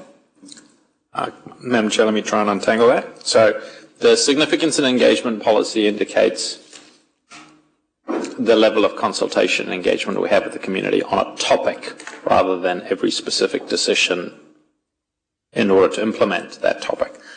As Alex pointed out earlier, that consultation was done, and that applies to this decision as well, which is why we're not having additional engagement associated with this decision. Okay, no further points of clarification. Councillor Wang. Thank you, Madam Chair. Sorry, just a question around, I would still have been happy with it, accept the recommendations and subject to the further, the workshop, or however we wish to proceed that. But I'm just wanting to ask if, by doing this, I know that a huge part of this is to give the confidence to funders on our progress and everything relating to the exhibition. So I'm just wondering if, by delaying this by another month, is that potentially going to impact any of our funding applications or pursuing any of those opportunities? So that's my only concern. So I don't want to have as part of the recommendation a subject to, because otherwise it leaves it open-ended. So this way, with the recommendation to accept the we're noting the recommendation, which we still have to vote on. There is still the opportunity, which I'll take as an action point, to provide feedback. We're still having to vote on this, so it still is a decision. So I'll get Andrew to answer, but I don't believe that that affects the decision around that we are proceeding with the project. Councillor, it's better to get something of something than all of nothing. I take this as a direction to proceed with continuing the work, have that feedback session as we've already indicated we're willing to do, and bring you back crisply a final decision as part of the June paper when we would also confirm the funding. I'm taking questions for clarification only at this stage. So, Your Worship, is that a question for clarification? Oh, no, I just have a concern about this, but I can share it later. So we'll take debate on that. So is there a seconder for that? Councillor Patterson? So it's been moved and seconded. We've had quite a lot of questions and I think concerns raised this morning. I'll just reserve the right to speak at this stage. So, Your Worship, you wish to speak to this? Thank you. I'm a little bit annoyed because on the 17th of last month, we went through in quite a lot of significant detail over at the sports room. All the councillors had the opportunity to go through the concept design. Following that, I then printed out these hard copies because we weren't able to get through every single room and exhibit, but we covered a substantial amount. So I got these copies printed. I've left them in my office for councillors to pick up, and I asked councillors, because we didn't have time to go through all of it, please have a look through this and let me know if you have any concerns, and if you do, then we're happy to have another meeting, which is essentially what they're asking for now. So I'm a bit annoyed because that was a month ago now, and now councillors don't want to support what is very, very simple. We're just deciding whether or not to proceed with Workshop E or not, because the alternative is, if we don't, we're going back out to find somebody else to start all over again, to spend money all over again, and that's just not really going to go down well with our community or our current funders. That's a huge risk. That's a very, very bad decision to not support progressing. And so I'm just a bit annoyed because I allowed councillors opportunity to have this meeting that they're now asking for. I heard back from no one about concerns, even though this was provided to them, hard copy as well. And so I'm just not happy to support this because I don't think we need to. I think the majority of us would want to just keep going. Just get on with it. We've heard very clearly that once we do endorse the concept design completed by Workshop E, it will come back to us and we will have the opportunity to discuss funding as well then. So I would really like to just get on with it. So it would be only for those purposes that I will vote against this. And if this loses, then I would like to move the original recommendation. Thank you. Any other speakers to this? Otherwise, I'll put this motion. Councillor Lee. Thank you, Madam Chair. Just to let Mayor Tapsell know, I did pick up my copy, which is sitting probably in my car or at home, so I have had a look at it. Some of us like to conduct the business of council openly and transparency and in front of the public, and so I'm supportive of this amended motion because it does put the horses firmly in front of the cart where they ought to be. I would like to see some changes, particularly to the sections, coming out of our discussions at a future workshop. And if that happens, I might be in a position to support the recommendation going forward. I hope that's the case, but at least this is a better process, from my point of view at least. Thank you. Thank you, Councillor Lee. Any further comments? Councillor Maxwell. Thank you, Madam Chair. I apologise on one of them who didn't pick this up beforehand, and there is a reason. We had 3 of our councillors appointed to this committee, and deep down, I always have faith we appoint people to go on to, they're going to spend the day and a half that I heard that spent on different things in the meetings, and yet we're we come back in here, and this is part of our system that's not too great. They give a presentation, and I'm glad that you did ask for our representation to also speak so that I could see how our people, I have faith and trust in them. Whilst I hear our mayors and very annoyed, I'm disappointed that after the presentation we're going to go through this question time, and I already know almost guessed what Councillor Lee's going to say. Anything that has the word te arawa or Maori or something like that, he's going to be opposing it, but not that. I always wait to hopefully that sometimes he might be the only one, be the Lone Ranger again. But for me, I support what has been already said by our representation on there and what the Mayor had to say. I'll be voting against this as well. Councillors, I think we can keep the debate short on this. I've had 1 against, 2 in favour. I've already indicated, as I've moved it, that I'm happy with this. I think that we don't need to have any further debate. I'm happy to put that motion now. So as it stands up there, we have the action point noted for the Chief Executive to arrange the workshop and seek the feedback. There's been a change to the word noting so that there is a noting of the recommendations.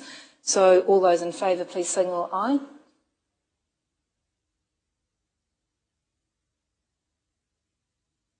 And against?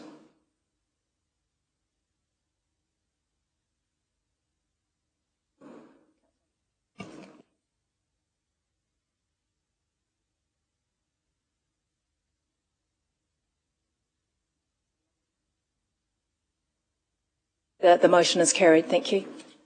Thank you, Madam Chair. Could I just make it clear that I voted against not because I don't support the concept designer. And Councillor we can. Wang, It's under the standing orders. We can. Just a note down there that my opposition was not to Workshop E or the concept design. My opposition was just to the amendment. I'm just in a bit of a difficulty here because we didn't put that in parts, so I'm not sure how I can record councillors wishing to give rationale for the way in which they voted. We didn't ask for a division, so I think the motion is carried as it is. It's not necessary for. There was no division called for, so the motion can just simply be shown as carried. I think, councillors, if you wish to have that, you need to ask for the motion to be put in parts, and then your objections, either for or against, can be shown in the minutes. Let's move on now, councillors. We've spent enough time on this matter. We'll move on now to the regulatory services report. So, JP and JP. So can I have a move and a seconder that the report be received? Thank you, Councillor Wang. Seconded Councillor Lee. All those in favour, please say aye. Against, thank you. That is carried. JP, you have quite a lot of detail in the agenda.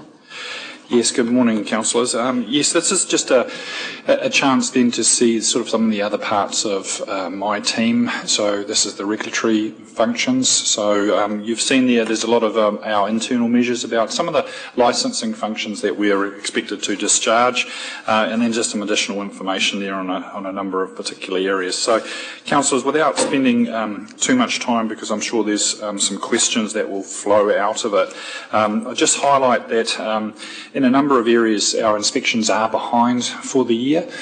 So rather than seeing that as being something that will impact where someone doesn't get an inspection within 12 months, it's actually turning it into a sort of a 13 or a 14 months inspection. So those that aren't completed in this financial year will obviously be the first ones we inspect into the next financial year. So it does create a wee bit of a 14-month sort of turnover for inspections, and that should enable us to get back on track now that we've resolved those sort of staffing issues.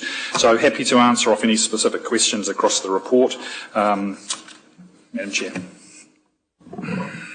Thank you very much, JP. So there's quite a lot of information in JP's report. So, Councillor Wang, you have a question? Thank you, Madam Chair. Just a couple quick ones. Thank you, JP, for the report. You mentioned under the card payment surcharges, so that the Commerce Commission has expressed interest in the surcharges for parking. Can you just talk a little bit about that? Yeah, there's been some recent media coverage of that, and you say it's driven by some questions about the surcharges and the percentages being applied on transaction costs. So we're just watching what's happening in that space and if that actually will impact on how we charge in that space. Thank you. And my second one was just around the alcohol licensing. So because we have the local alcohol policy that went out for consultation, the draft one, and have we seen an uptick in applications due to that? Not an uptick in applications because, as I say, most people are on their normal renewals of their applications. So unlike something like a consenting process or a DC's policy where it comes in, you get a bunch of behaviour changes where people seek to get in before that. You can't really do that with the alcohol policy. Cool. Thank you. Your Worship? Thank you. I've got a question regarding the parking and transactions. We had a rather significant, our community experienced a rather significant error when card payments were delayed and then all taken at once. It caused quite a lot of confusion in our community. Some were concerned that it was a fraudulent payment. There wasn't dates connected to it. And I understand that while this is not a council issue and not necessarily an iPark issue, it was an issue with the Presto Park app, which is a bit disappointing because I do note that in your report the transactions have been steadily increasing on Presto Park. So people are using it and that's good. But we really, our community and us really need an explanation on how that happened, why that happened, and insurance that it won't happen again. And I am still quite concerned for those who had money taken out of their account when they didn't expect it, some $100 plus. And if you're living week to week, that's a significant hit on money that you just don't have. And so if anyone did find themselves in distress, is there an opportunity for immediate financial support? Madam Chair, if you'd like, I could just, I got an update from iPark on their investigation, so I could just probably, if you'd like, go through a couple of key points which I think are really important for Council to hear, but certainly for the community who may be listening in to know what the next steps are as well. So late last week we had a report back from iPark.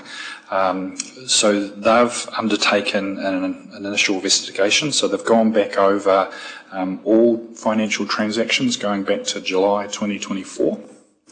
At this stage, they believe it's not the Presto Park app which is the problem, but there's a third-party transaction piece that sits behind that. So they're working closely with that payment provider behind the main app. So they don't believe the app is the problem, it's the payment gateway that sits behind it. So that's... So again, all that does is add to the complexity of that investigation, that there's a third party now to be involved.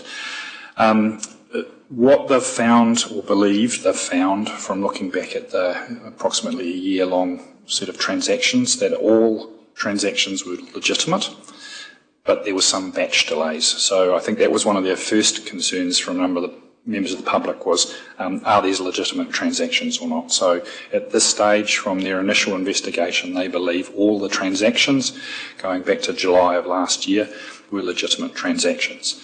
Potentially there was simply the delays. They also felt or identified that they believed there was no issues with transactions observed prior to the 21st of March, so they now have a shorter window of when they think the problem occurred. They still haven't figured out why, so that's the discussion between iPark and discussion with their provider around Presto Park, but also the payment gateway, so that's still to be resolved. They are monitoring all transactions now moving forward to ensure if there was an error that has crept in or some sort of glitch, that they'll get an early heads up of that. But probably the most important thing now is just to let people know if they still have concerns about the transactions that have gone through or any more go through, to immediately try and contact iPark and flag those sort of transactions for review, and hopefully that will lead to us to some clarity around that investigation. So hopefully that's okay. So it does seem that they've put a lot of work into reviewing the transactions. Still not clear as to the reason why, but certainly feel they've legitimised the transactions at least that have gone through. Any further questions, councillors? Councillor Patterson, followed by Councillor Lee. Thank you, Madam Chair, and through you, thank you for your report, Mr. Gaston. Firstly, the geothermal operations, covering the abandonment of wells, integrity testing, incident management. My understanding is we used to have a staff member on council whose role that was, and now we have a contractor, is that correct? That's correct. So what sort of oversight do we have with that? Good oversight, Councillor. We have a contract, a short-form contract with that provider. The key that we've obtained with that contractor is the qualifications. So an exceptional individual with skills in well drilling and understanding of geothermal systems. So we've got a lot of confidence in the skills we've acquired through this contract. Thank you for clarifying that. The only reason I asked that is because last year I was made aware of some issues down in Glenholme with a group of residents down there who were not happy with the way they'd been treated, but I understand that eventually got resolved. And one of the other concerning points they raised was because of certain situations with our local well drillers, the only trucks that were available were too big to fit down driveways. So has that situation changed? No, it hasn't, Councillor. And actually, you'll see in the report, I've made reference to there's the pressure testing that's undertaken. Now, that's at the requirement of the Bay Plenty Regional Council, that there's pressure testing undertaken on wells. The challenge that exists currently is that if a well fails, there's a very small number of providers that are available to fix the well or replace it with a new drilled well. And because there's a limited market, the prices are also exceptionally high. Now, this is causing a lot of distress for businesses that rely heavily on their bores. And I can talk to motels with hot pools and things like that. So if they fail on a pressure test, it's expensive to repair, and they may suffer some continuity issues of not being able to get a provider for some time. So we've actually tried to feed that information back to the Regional Council, so I'm just waiting for a response from that to say, can we slow down the pressure testing to make sure there is an availability to fix wells immediately if they fail? Great, that's good to hear, thank you. I do have a second question with regards to our dog control. So the priorities I find interesting. Wandering dogs. So why is there a difference in response time to a report of a dog that may be dangerous or has the potential to cause a significant traffic accident that is unsecured versus a dog in the same situation that might be a little bit more friendly and the member of the public decides to go out, grab that dog and restrain it, and then they get response? Why is there a lag between the two? I'm not quite understanding the question, Councillor. So it says here on page 45. Yeah, so priority one lists dogs that are secured. What about, why are wandering dogs that are causing, who are, let's say the member of the public is a woman who is afraid of the dog and doesn't want to secure it, but it's still a dangerous dog and may cause a traffic accident? Why is it important that they respond to somebody who's secured a dog versus a dog that's not secured that is just as dangerous? I don't think they differentiate that, Councillor, just because this is priority one as all of those categories. So if someone has called in a wandering dog, it's a priority one. If someone has interceded and taken that wandering dog off the road and is standing on the side of the street holding that wandering dog as a priority one. So we won't be going to one street where the dog is wandering and not to another street. They are both priority one calls. So the intention is that they will be responded to within that 60 minutes. Excellent. Well, I would like to just offer a bouquet. While I was doing the marathon marshalling, exactly that situation happened. A German Shepherd, lovely dog, wandered right out onto the road at Moria, traffic going everywhere. So I grabbed him and held him, and the boys were there within 20 minutes. So they did a great job. But whereas my wife had a similar experience down in Vaughan Road, and she rang and they said, "Oh, can you tie it up?" And she, "No way." And Thank you. no one came, you know. Thank you, Councillor Patterson. I'm just mindful of time, councillors, so can we just keep it brief in terms of the way in which you ask the questions, and JP also, please, in the responses. Councillor Lee. Thank you, Madam Chair. Through you. I noticed yesterday in the Daily Post there was an article about a woman who was unfortunately mauled by 3 roaming dogs.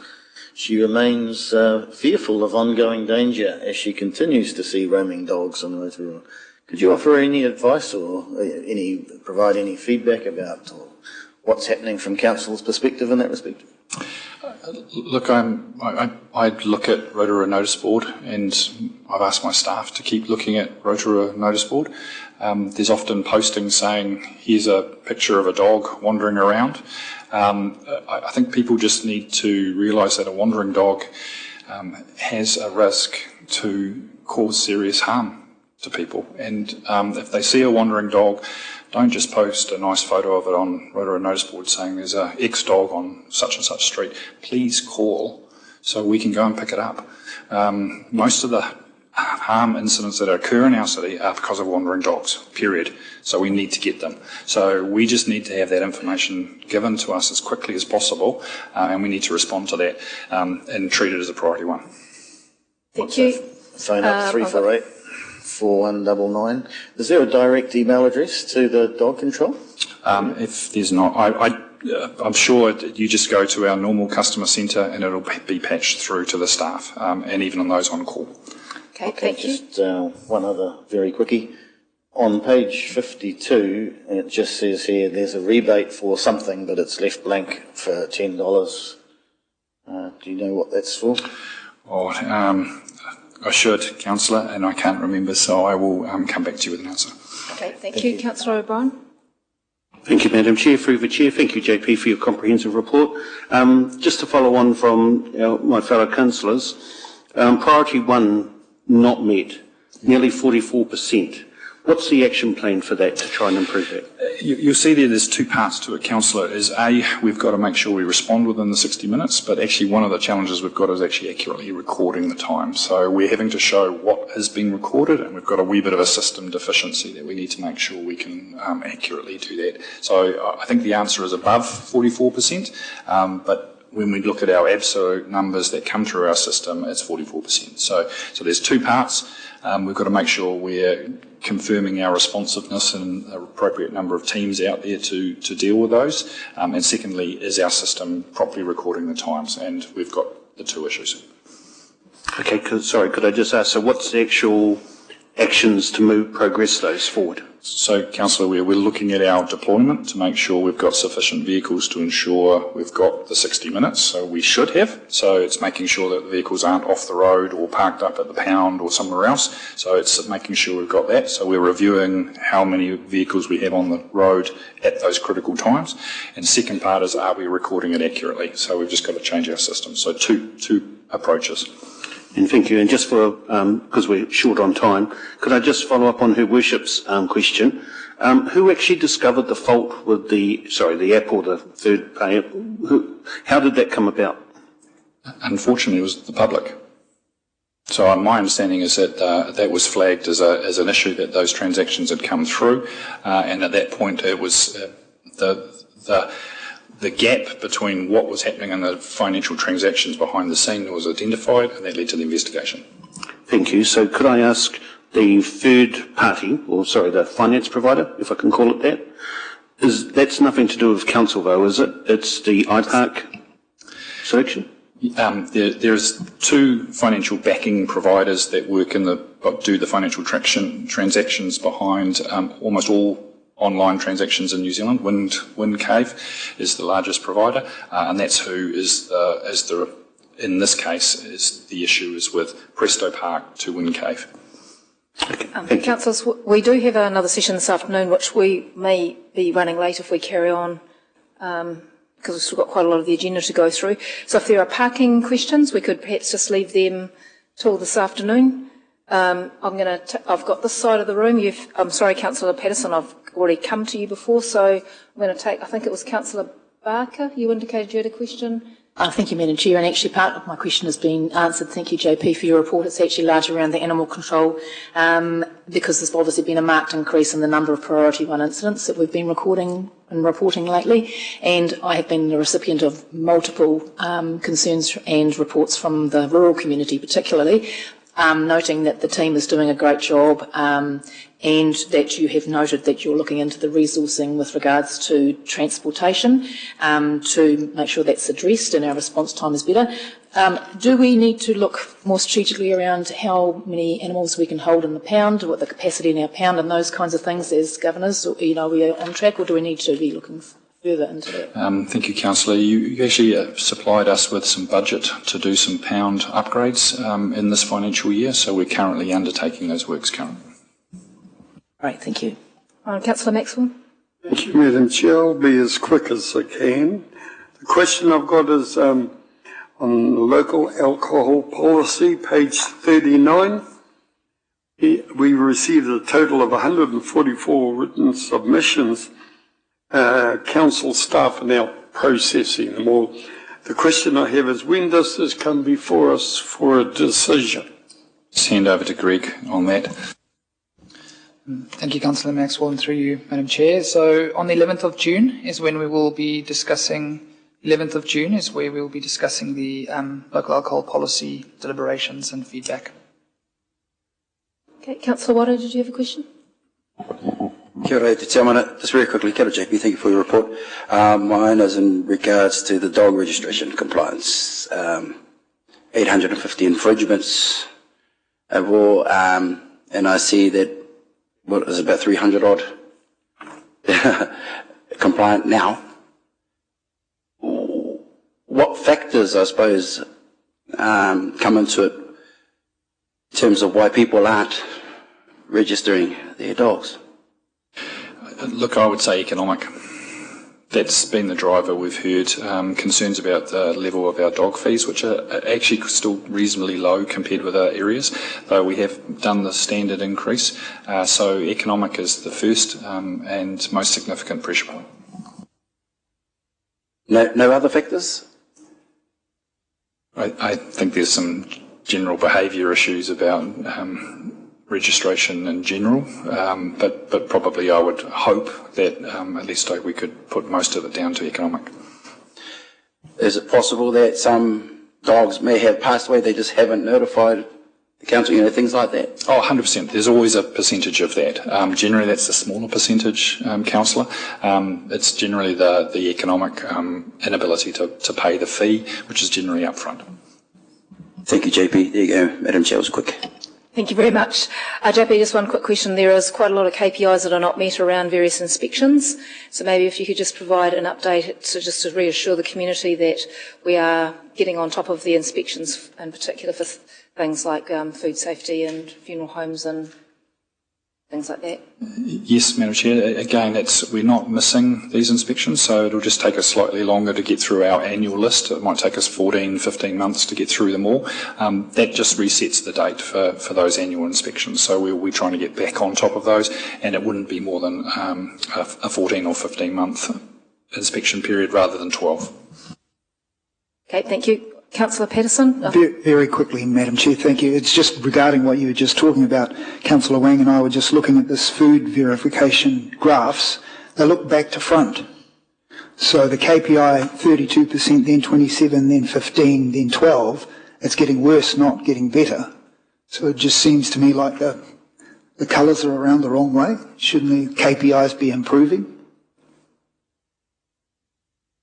Quarter 1, quarter 2, quarter 3, quarter 4, you would think. What page are we talking about? What page are So you on? page 43, the food verification inspections. It just looks like it's getting worse, not getting better. Yes, Councillor, they should be the other way around. Yeah. Ah, cool. Just because people looking at this report online will be going, that doesn't make any sense. So thank you. Thank you. Okay, thank you, councillors. Thank you, JP, for that part of your report. I think you're going to stay in the hot seat along with Damon and Kim. So we're going to move on now, councillors, to page 54, which is the draft industrial land strategy. Can I have a mover and a seconder to receive the report? Thank you, Councillor O'Brien, seconded by Councillor Waru. All those in favour, please say aye. Against, thank you, that is carried. Welcome, Damon. There is a presentation that's been dropped into Councillor's Stella. Yeah, Madam Chair, we'll just make sure we try. I'm just conscious of time that we've got 3 items here back to back on plan changes. So Damon will just move reasonably quickly through this, particularly since you've already received it. Just to be clear about this is another input into us making sure that when we prepare the industrial land plan change, we've got the right focus. Yeah, afternoon, everyone. Yeah, so just, I think 2 weeks ago we had the HBA, so this sort of naturally follows on from the work that we did on the housing and business capacity assessment, as well as the work we did in the future development strategy the year before now, got adopted in 23. But so taking that forward, we thought we needed to do a bit of a deeper dive into the industrial sector before, as JP indicated, initiating a plan change. So the housing and business capacity assessment certainly indicated that we needed to look quite closely at the industrial sector because of the capacity demands of that sector. So we did do that. And obviously the industrial sector is pretty significant in terms of GDP. It contributes about just over 10% to our GDP and about 1% in terms of job growth. But obviously there are significant subsectors within the industrial sector that contribute significantly to growth, like log sawmilling and timber dressing. I think contributes to over 1,000 employees. But equally the road freight transport sector that leverages off that, and the machinery and equipment manufacturing sector, which is a growing sector within Rotorua, certainly seen increased concentration. And that is largely due to obviously the sawmilling and log transport sector. So naturally those sectors have fed off and have developed in their own right. So trailer manufacturing, for instance, is a key sector within Rotorua, and it's growing in concentration. Just for those that don't understand what the industrial sector is, it's a secondary sector as opposed to a primary sector. So rather than sort of the production of timber, it's focused largely around the processing type of activities, obviously the transportation, manufacturing and the production of goods. So the work that you've got and the report that you've got has got 2 attachments. The first attachment is the economic and land assessment. So that's a detailed assessment of the economic sector and or the industrial sector, and that's where we sort of drew obviously directions from in terms of the second component, which is I think the second attachment, which is the industrial strategy and implementation plan. And as JP said, that effectively is a draft plan, and we're asking for your endorsement of the direction of that, which we'll then take out and obviously get some feedback on with respect to targeted stakeholders.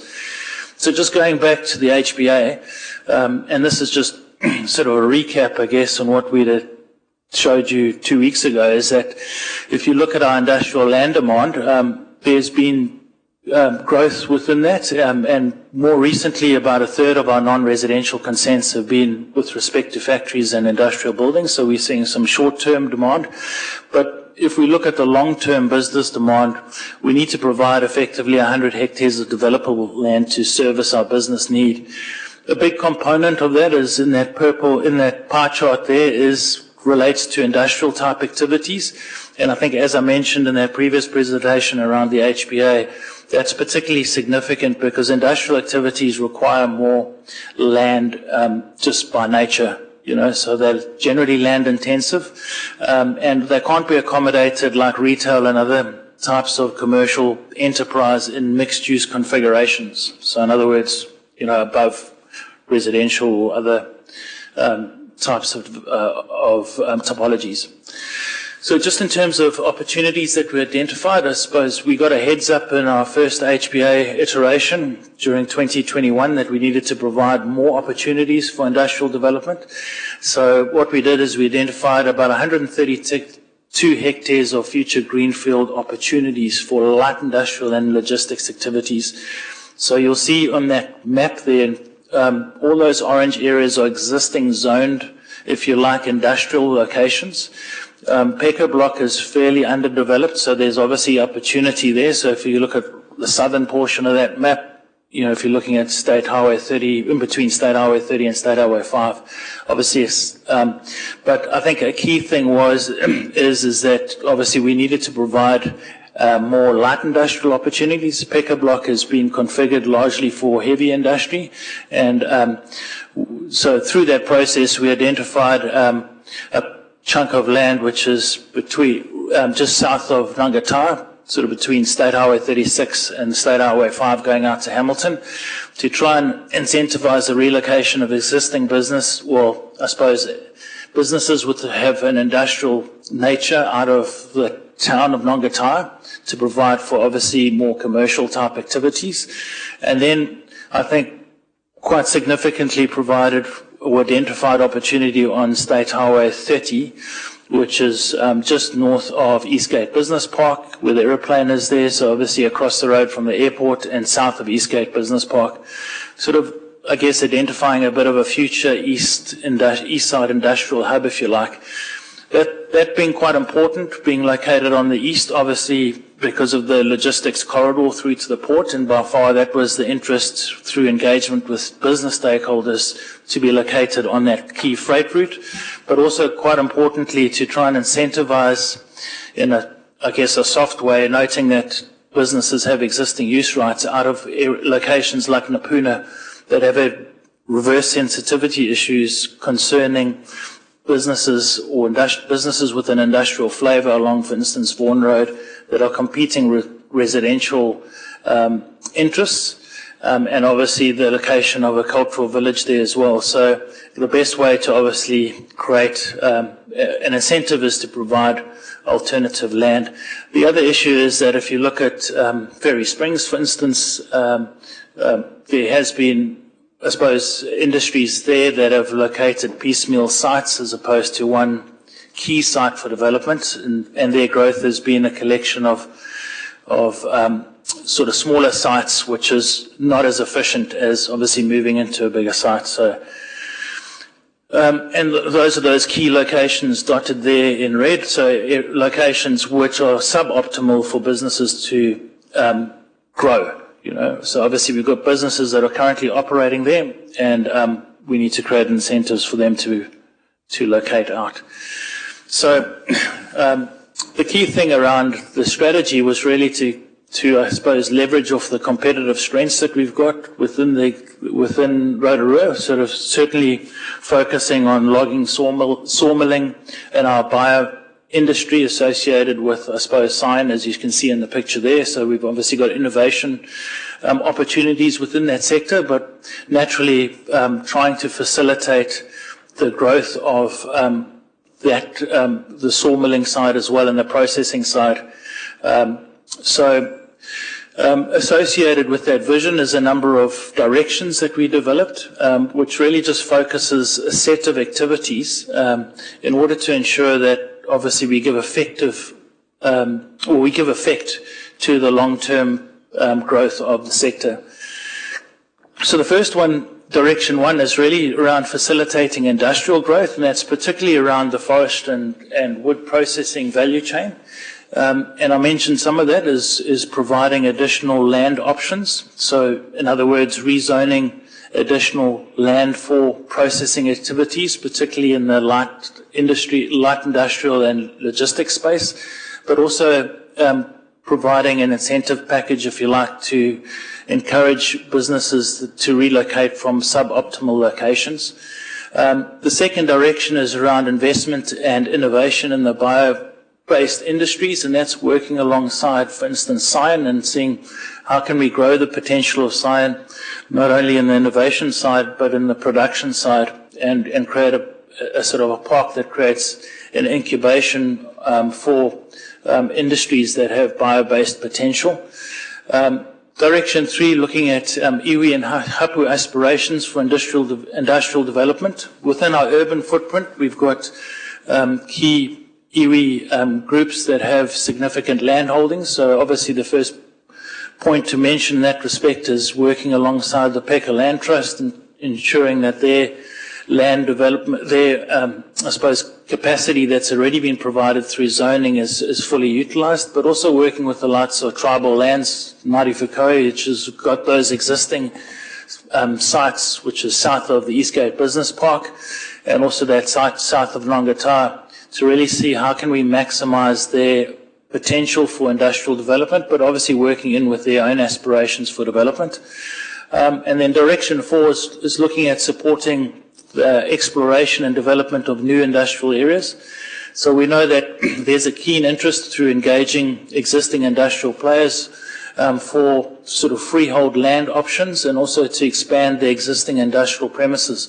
Some of these areas are obviously in those rural locations, so we need to, another step for us is really to look at how can we, like for instance in Rotorua and Kangaora forests, how do we look at working alongside those enterprises to maximise their own potential, and that might require some additional land rezoning from rural to industrial.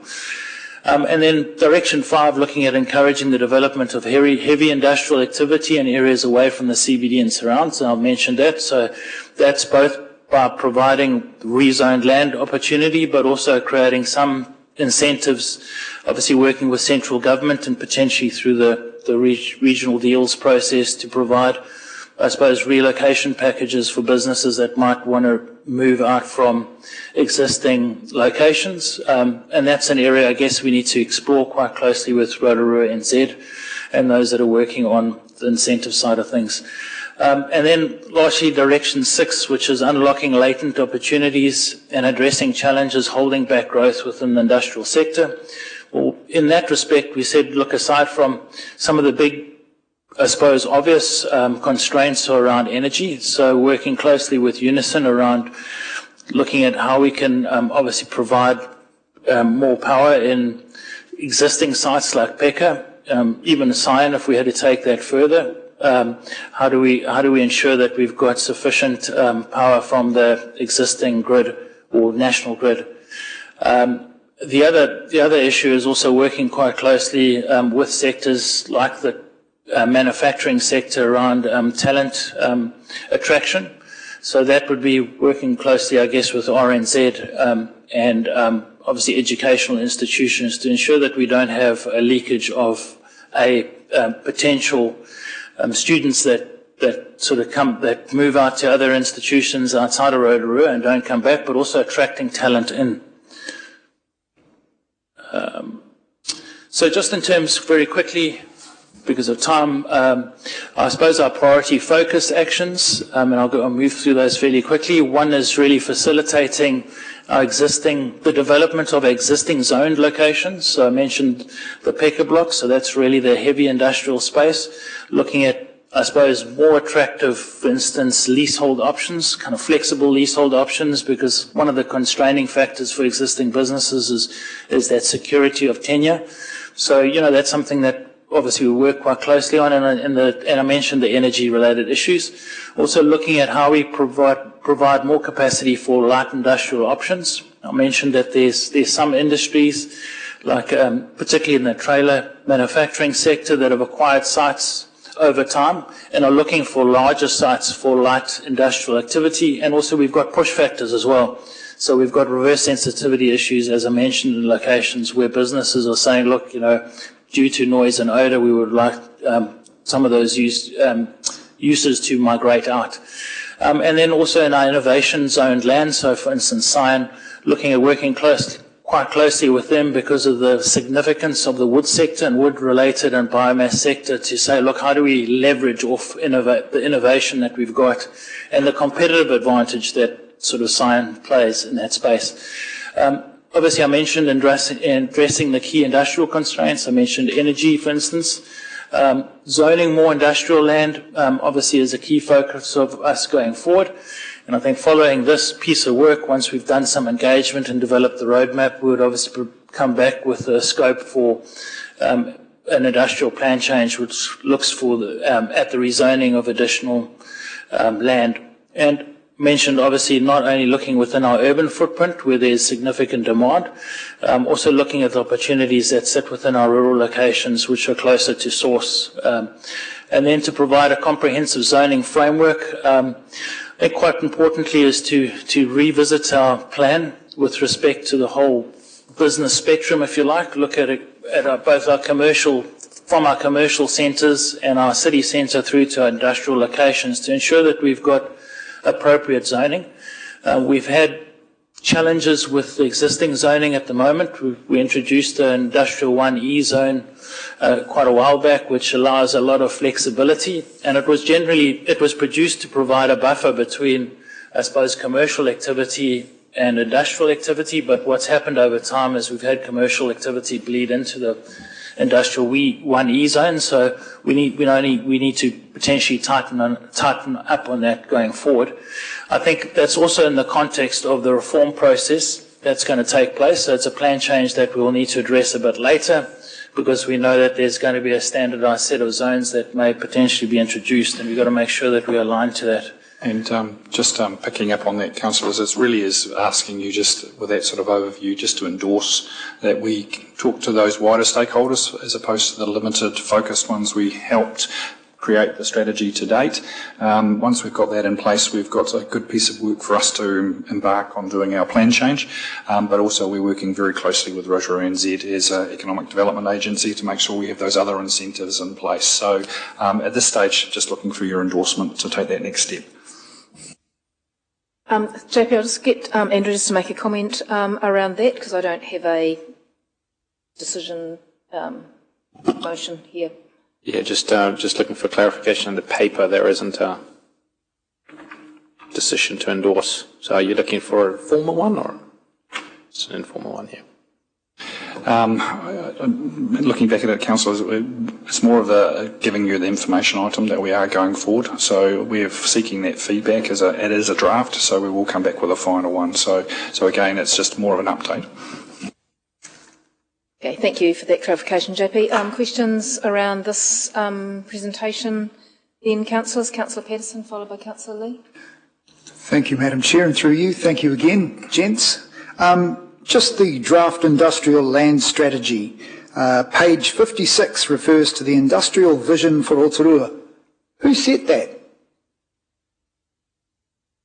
That was developed by the consultants with those stakeholders, so they kind of put that as a sort of a focus area for our industrial development. I must admit, I did kind of say direction or ambition would have been an easier word, because I know there's a certain reaction that occurs when people see the word vision. Exactly. Okay, thank you. But then further on, page 57 3C identifies Rotorua and Kaingaroa as having industrial potential. Why not Mamaku?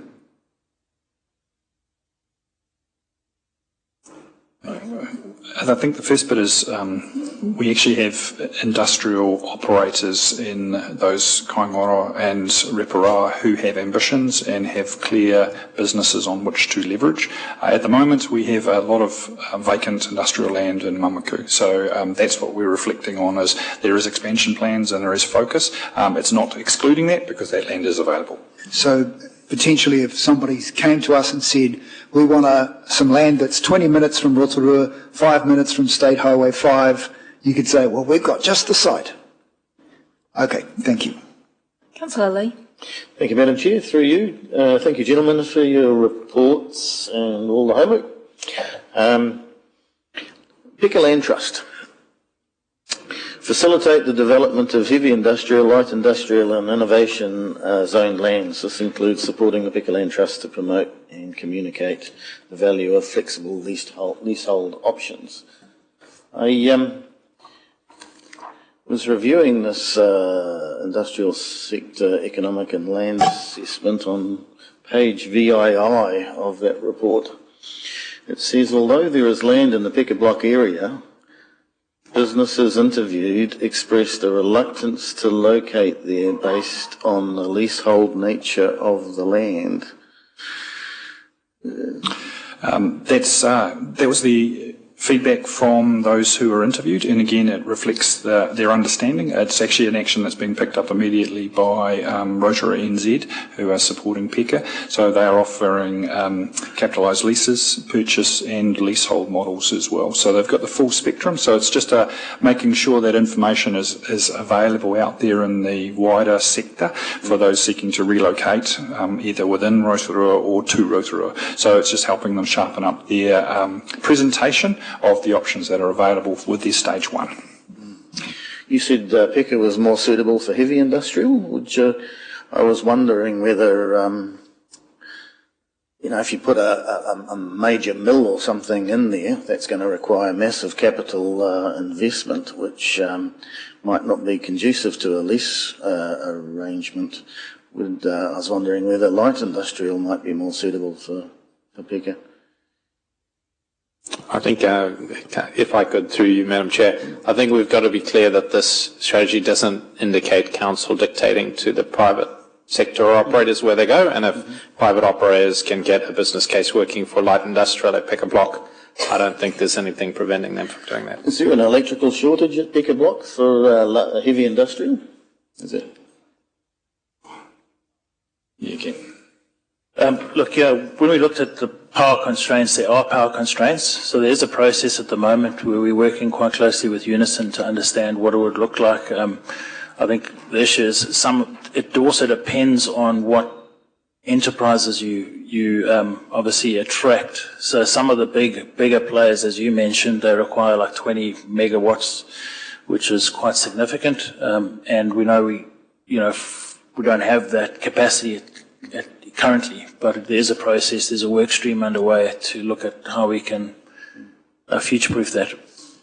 And can I just add, we've got this wider conversation, regular meetings now with Unison, because their power constraints are a significant issue, whether it's residential, whether it's east side or west side or south. So we are trying to help Unison understand strategically where development's occurring, both residential, industrial and commercial, so they can forward plan their actions too. Okay. Could you just pop back to that map of Rotorua where we had different colours highlighted? You wanted to provide a little feedback. I see a little purple place up there in Nongataha, just on the intersection there. I mean, that's getting nice and close to the motorway from Auckland, which is extending in our direction.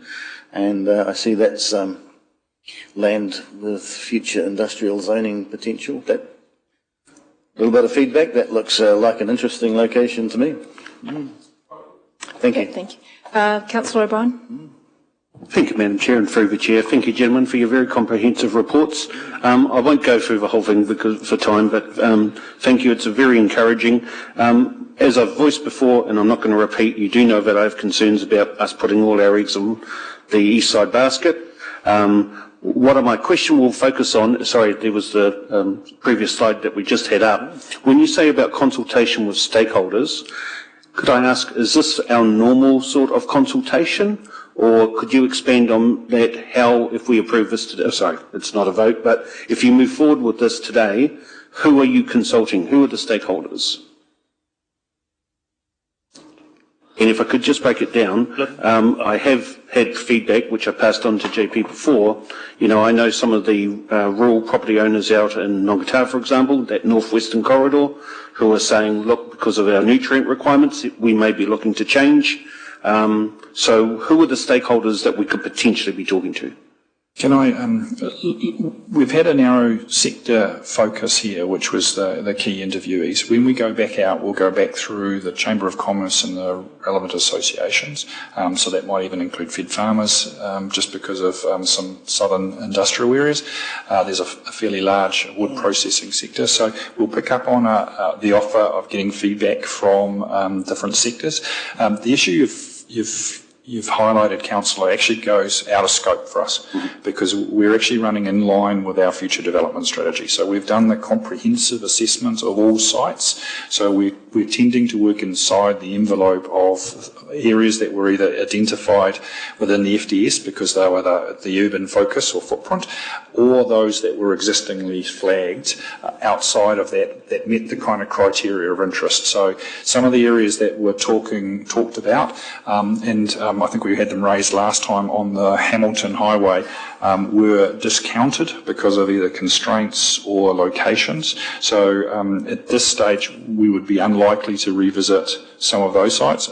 Anyone's welcome to pursue their own plan change or their own development aspirations, but from a council-based industrial plan change, which would move to the next level, we would be focusing and leveraging off the engagement, the constraints identification and the prioritisation that we'd already made. Thank you. So if I put in a submission to the FDS, am I likely to get an invitation about this process? Would that not just be easier if those that put into the FDS be contacted and advised?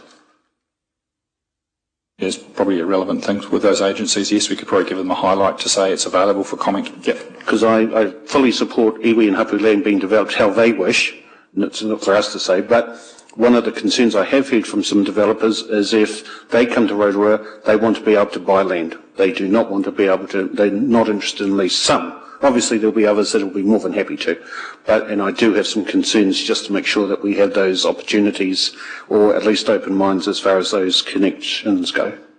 Thank you. That's good reference. Thank you, Madam Chair. Thank you, Councillor Barker. Oh, thank you, and actually mine just follows on from Councillor O'Brien's questions. Thank you, gentlemen. And just to ensure that when we do go out for consultation engagement, whatever, that we engage thoroughly with the rural community around reverse sensitivity issues and those kinds of things. So yeah, fed farmers probably would be a part of that process, I imagine, as well. But just with regards to encouraging businesses to go to leasehold properties, I note that on page 19 there's potential to set up special economic zones and incentives such as rates holidays and development contribution rebates.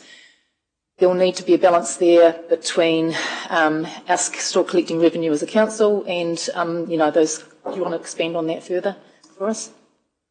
So that's pretty exploratory at this stage, as opposed to a hard and fast direction. It's just saying, what is the toolkit that we can tap into? But I think before we sort of advance anything in that space, we'd obviously come back to. Yeah, and it picks up on a conversation we've had previously about the inner city as well, looking at those wider leveraging. Look, we can do a lot of zoning and we can try and plan for infrastructure, but sometimes there is also the X factor of incentives or opportunities just to try and get something across the line to stack up.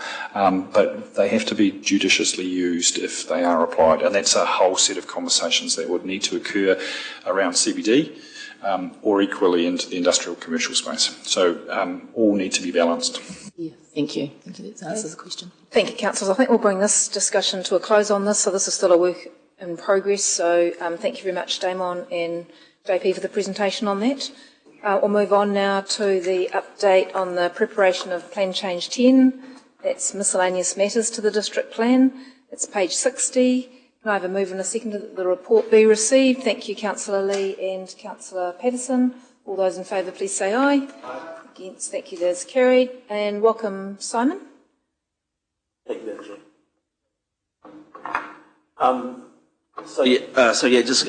Obviously we're running a couple of plan change, or the development of a couple of plan changes in parallel.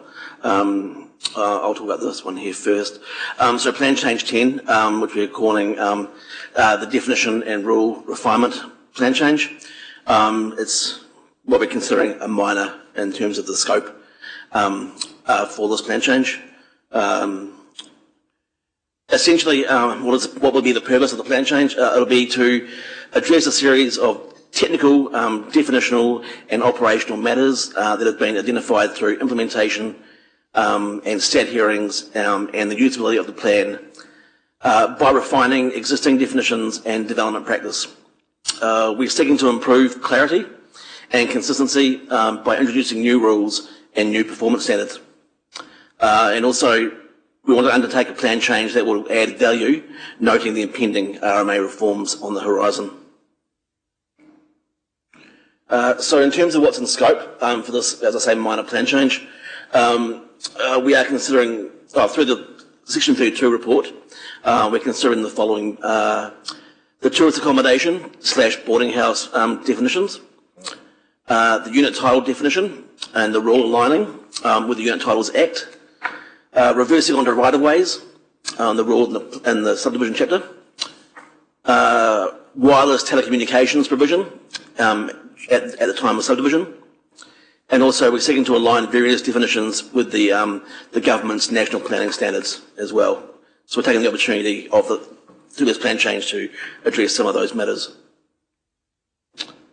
So obviously, since my report was finalised, we've obviously worked through the Section 32 drafting a lot further. So in terms of what has changed, the review of the road and reserve designations is to be a separate future plan change, just given the complexity and the process required for that to happen. Earthworks is now being assessed as part of the natural hazards plan change, which you'll hear about after me. The amendment that we're proposing to 21 Butler Place zoning is no longer considered necessary. And just in terms of the rules around boundary adjustments, we're awaiting, obviously, a Commissioner's decision on a resource consent application. But at this stage, we're only seeking to add a definition, again, as I was saying, as per the planning standards. So quickly, just in terms of what the process is from here, as I said, we're working through the drafting of the Section 32 report, which works through the evaluation of all the options, and also the drafting of the new provisions. And as I say, as we work through that 32 report, some of these issues may not be relevant, and we may not progress through to the plan change. Through May and June, we're looking to undertake consultation and engagement with stakeholders, and aiming at this stage to notify in July of this year. And also, once we notify, we obviously will continue targeted consultation and engagement during that submission period. Happy to take any questions. Madam Chair, just probably leaving it on that slide for the moment, if councillors can refer to their agenda on page 63, you'll just see there in the under section 5, which is that community input, engagement and publicity, it just talks to the steps that are required for a plan change under Schedule 1 of the RMA, and it doesn't happen overnight. So this is very much being clear for you as to, hey, we're starting in this direction. There's a number of steps, but this piece of work will carry into the next term of council, because at a worst case scenario, you're up for sort of a 2-year process around plan changes. This is minor and hopefully fairly simple, which will be considerably shorter, and hopefully bring us back into alignment with potentially the RMA reform changes that will hit mid-next year, but there is a risk that all plan changes can take slightly longer. But if you want to see the steps that go into it, it's on that page 63. Thanks for clarifying that, JP. So we don't need to discuss MDRS today. This has nothing to do with that. So just questions on these plan changes. I think it's good that we're starting the definition change around the boarding houses, which has been an issue for some time. So questions, councillors, on this? Councillor Patterson? Thank you, Madam Chair, and it actually is what you've just raised. My question on that, to address the tourist accommodation definition in relation to boarding houses. My question is, will this amendment prevent the misuse of tourist accommodation in future and give council more ability to enforce the district plan? Yeah, so obviously the current definition of tourist accommodation includes boarding houses, and as you probably everyone's aware, during the EH hearings, there was a point of an issue that was raised, obviously. So we're looking to take out that element of boarding house, because it's, as you would consider boarding house more of a permanent nature of accommodation, taking that out of the actual accommodation definition to provide that separation between the two activities. So a one-word answer, yes. Great, thank you. I should have said yes. Councillor, who had questions? Councillor Maxwell. No. Thank you, guys. Kia ora, Simon. Good Kia ora, to see you. Trevor. My questions is on page 62. I didn't realise, but are we getting a lot more sort of areas where mechanics and everybody are trying to set up in their garages? You guys are still working on that, are you? Exactly, yeah. So our consent team and our compliance team are seeing a lot more of the home base, the single mechanic working on his driveway, working on a car, and we're just reviewing. At the moment, that's considered a home based business, but obviously that comes with a whole pile of things like noise issues and all those kinds of things. So we're just reviewing that, how it's dealt with through the plan, to make sure we're consistent and to make sure we're mitigating all those effects that we can for those kinds of activities in the residential zones. Councillor Lee. Thank you, Madam Chair. Through you. Page 60 of your report. It says here, due to the impending RMA reforms, Rotorua Lakes Council is currently only considering plan changes that are strategic, e.g. rezoning more industrial land. Would that little bit of land that I pointed to in the previous presentation feature in this arrangement? Councillor, if you refer back to the future development strategy, we have a short, medium and long-term identified industrial land. In the short term was the area on Stembridge. So, sorry, what's the answer to the question? Yes, okay, thank you. Okay, no further questions, councillors? Thank you very much then, Simon and JP. That's the start of a long piece of work, so we'll be updated as the work progresses. Thank you. Moving now to the Natural Hazards Plan Change Progress Report. So welcome, Kim. Can I have a move and a seconder to receive that report? Thank you, Councillor O'Brien and your worship. All those in favour, please say aye. Aye. Against, thank you, that is carried. And there is a presentation which has been dropped into Stella. So we're over to you, Kim. Welcome. To me. We have just a short presentation for you, just to give you a bit of a heads up on what we've been developing for this plan change. Next slide. Do I have to click it?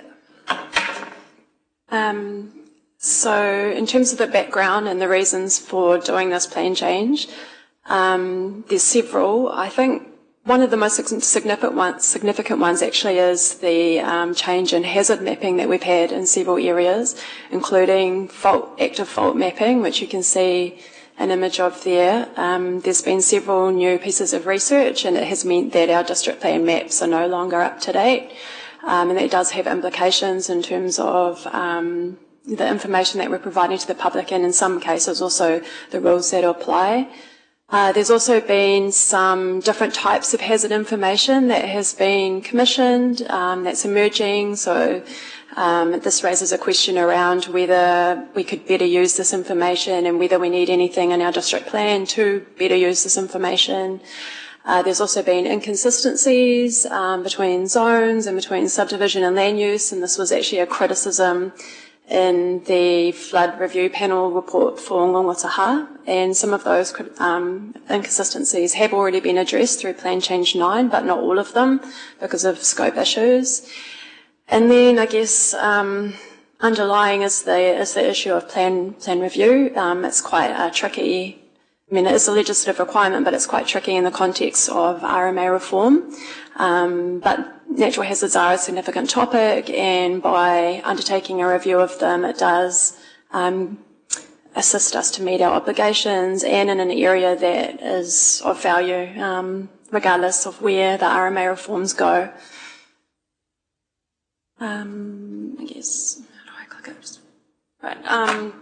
So guiding us in our work, we've framed this objective, which is to improve the management of natural hazards through the district plan, to promote resilience, all these good things, but also we have to achieve the RMA and the higher order planning documents. But meanwhile, we're also trying to look for those efficiency gains, improvements in certainty for developers, fairness and equity, so all those good things as well. And this is all pretty much consistent with what we have to consider in developing a plan change in any case under Section 32. In terms of the scope, we have, through an options paper, pinned it down into a range of hazards that we think are worth focusing on, and that is flooding, wildfire, fault rupture, ground condition hazards, land instability and geothermal hazards. Some will have a lot more content than others, depending on the level of risk. But we've also identified that there's several topics, although related to natural hazards, shouldn't be in the scope of this plan change, which are stormwater discharge requirements, storage of hazardous substances and vegetation disturbance rules. And all those topics are across multiple outcomes, not just natural hazards. And in some cases, there's other policy work that's happening, and it's not the right timing to proceed under this plan change to consider those issues. And so some key themes that are emerging in the proposal that we hope to present to you soon are alignment of the Lakesay zone. So we have included the Lakesay zone in scope, and one of the key things that we are developing is how we can better align the provisions in there with the rest of the district plan. Also, we've so far think that the changes that were proposed under Plan Change 9 are still of value, and not looking to do a lot of change to those, but potentially extend them to other parts of the district. Removing natural hazard maps from the district plan is another key theme, and that is a trend that's happening all across the country in order to allow decision making to refer to the most up-to-date information, but it does require some tweaks and rules and the actual process to remove them out of the district plan. And we're also looking just to improve our policy statement so that it's a lot clearer around the practices that we are using, for example, at subdivision.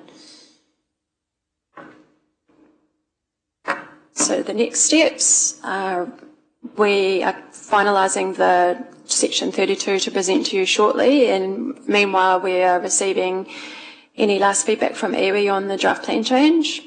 So we hope to present the proposal in June, and then the submission period will be quite a long period we anticipate from around July to November by the time we get through the submissions, the summary of submissions, the further submissions. And in that time frame too, there will be a need to appoint commissioners. So the hearing we're not anticipating until early 2026. Thank you very much, Kim. So, questions to Kim and JP on this? I had your worship in there. Thank you very much for covering what is a quite complex topic so well. I just had a quick question regarding the volcanic hazards that I note is high in this report, which are highly relevant to the Rotorua district but have not been addressed due to an absence of hazard mapping and risk information, and that it is pending further work by the Regional Council. Are we aware when this work might be completed? I'm just mindful, if we know that it is so relevant and significant as a hazard in our district, is there any way that we could encourage Regional Council to finish that work to align it with the work that you're currently undertaking? I'm sorry, I don't have any timeframes for their work, and it may be that we've been given them, but I just don't have them in my head. But yeah, I can confirm though that it is not within the timeframes anticipated of this plan change. It's definitely on a longer timeframe than that, because we have discussed the scope issue with the Regional Council, and they were very supportive of leaving volcanic hazards out of this particular plan change. Thank you. And then just finally, flooding is our most significant risk in terms of the changing environment that we are experiencing, and also the only two reasons why we've ever gone into civil defence emergency management. Is the rules, I suppose, changing around that? You know, we used to talk about a once in every 100 year flood. Sometimes it's one every 50 years or something.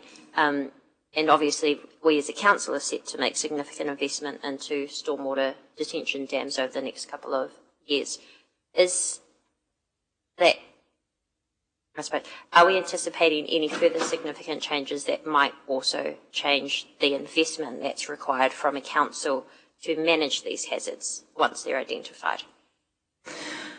In terms of are we anticipating any changes to the rule framework, a lot of the rules were, well, there was quite a significant change to the rule framework with Plan Change 9, so we're not anticipating significant further changes. We are proposing, well, we think we will propose to you to extend those rules to the Lakes A zone for consistency, and that will include a design requirement for the 1% AEP event rather than the lower design standard they have currently.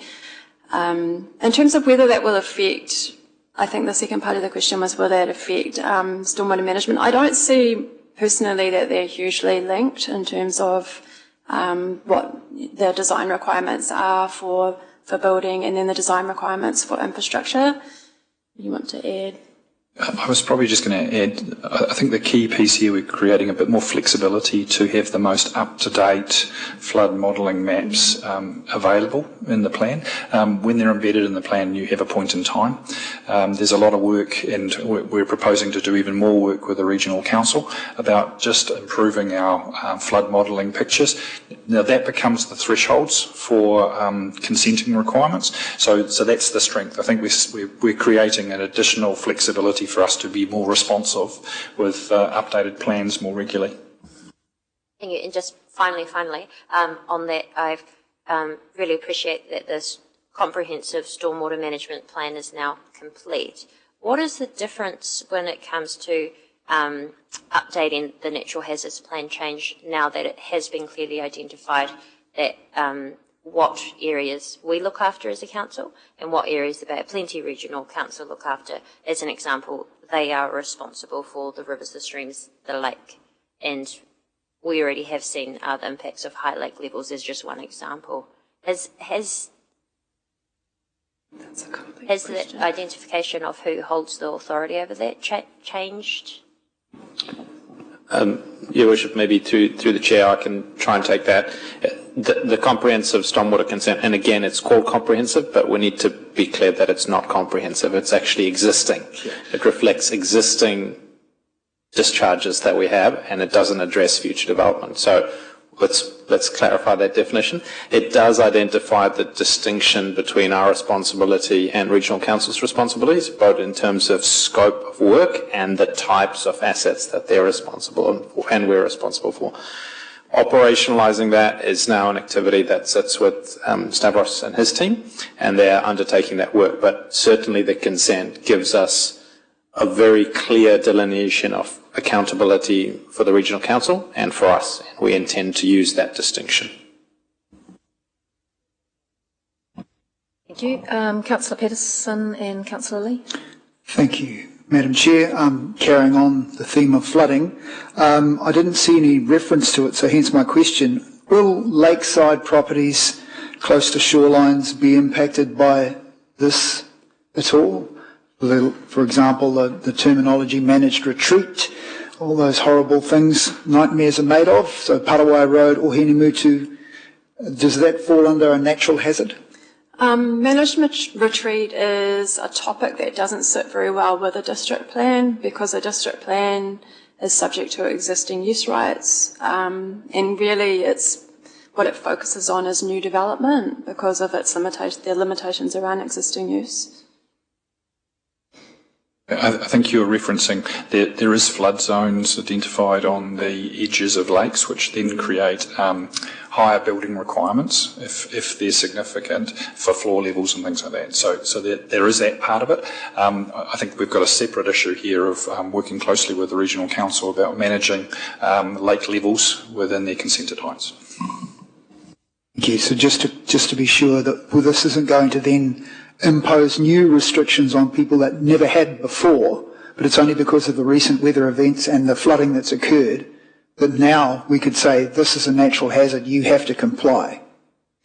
There were already rules in the district plan to require design for high lake levels, so that's not being changed. The only change I can think of is in respect of the Lakes A zone where the design standard was a bit lower. But you will find that in practice, the design is equivalent to what's being proposed because of how it is being addressed through the building code in any case. So in short, I'm not anticipating any significant changes of this district. Okay, plan thank change. you. Thank you. Councillor Lee, followed by Councillor Wari. Thank you, Madam Chair, and through you, thank you for your report, Kim. Just looking at your next steps up there, it says you're receiving feedback from iwi on draft plan change, and then how does it work? You're consulting with the public later and separately? So the consultation that's happened to date has been primarily with technical experts. Following councils, if council is to decide to proceed with it, then there will be the submission process, and in that time we are planning on having a very extended period, and we will plan ways to ensure that we are getting the right information out to the right people. And yeah, is there anything else? I think, Councillor, it's part of the process to make sure we have early engagement with iwi. So there's, other than the technical discussion, we take early engagement with iwi to make sure that we're shaping plan change that can then be generally applied to everyone for submission processes. So it's like a pre-consultation for iwi, okay. Does that fit into the Local Government Act? It does under the Local Government Act, but more importantly, we're dealing with the Resource Management Act. Okay. Okay, thank you, Councillor. On page 65, the overarching objective of this work is to improve the resilience of development to natural hazards while also promoting fairness and equity by better targeting rules and costs. What does that mean?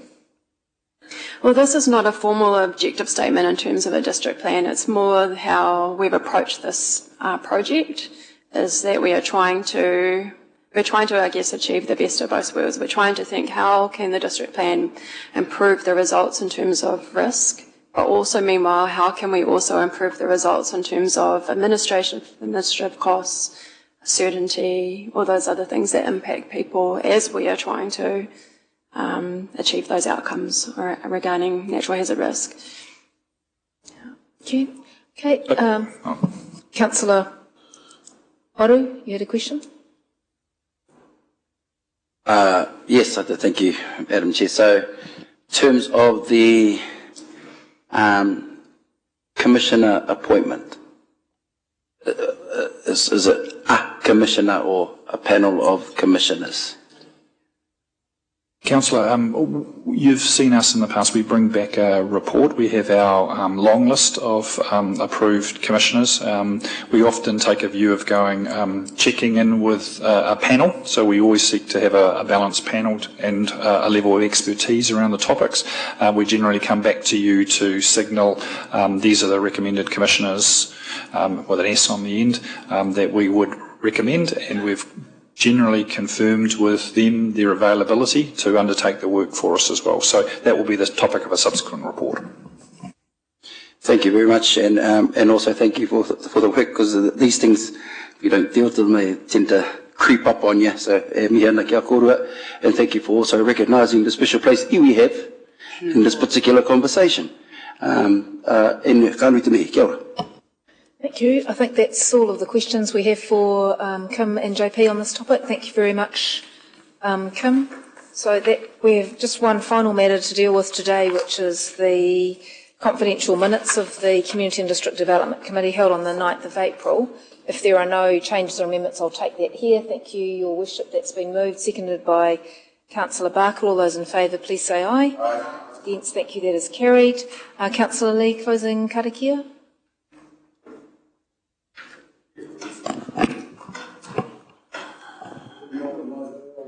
Thank you, Madam Chair. As is my custom, from the good book, Numbers chapter 6, firstly in Hebrew and then English. Yevareka ve'esh mereka. Yaya Yehovah paniv eleka vik hunika. Yisa Yehovah paniv eleka ve'yasim leka shalom. May Yehovah bless you and keep you. May Yehovah make his face shine on you and be gracious to you. May Yehovah turn his face towards you and give you peace. Amen. Thank you very much, Councillor Lee. Declare the meeting closed at 12:45. Thank you, councillors.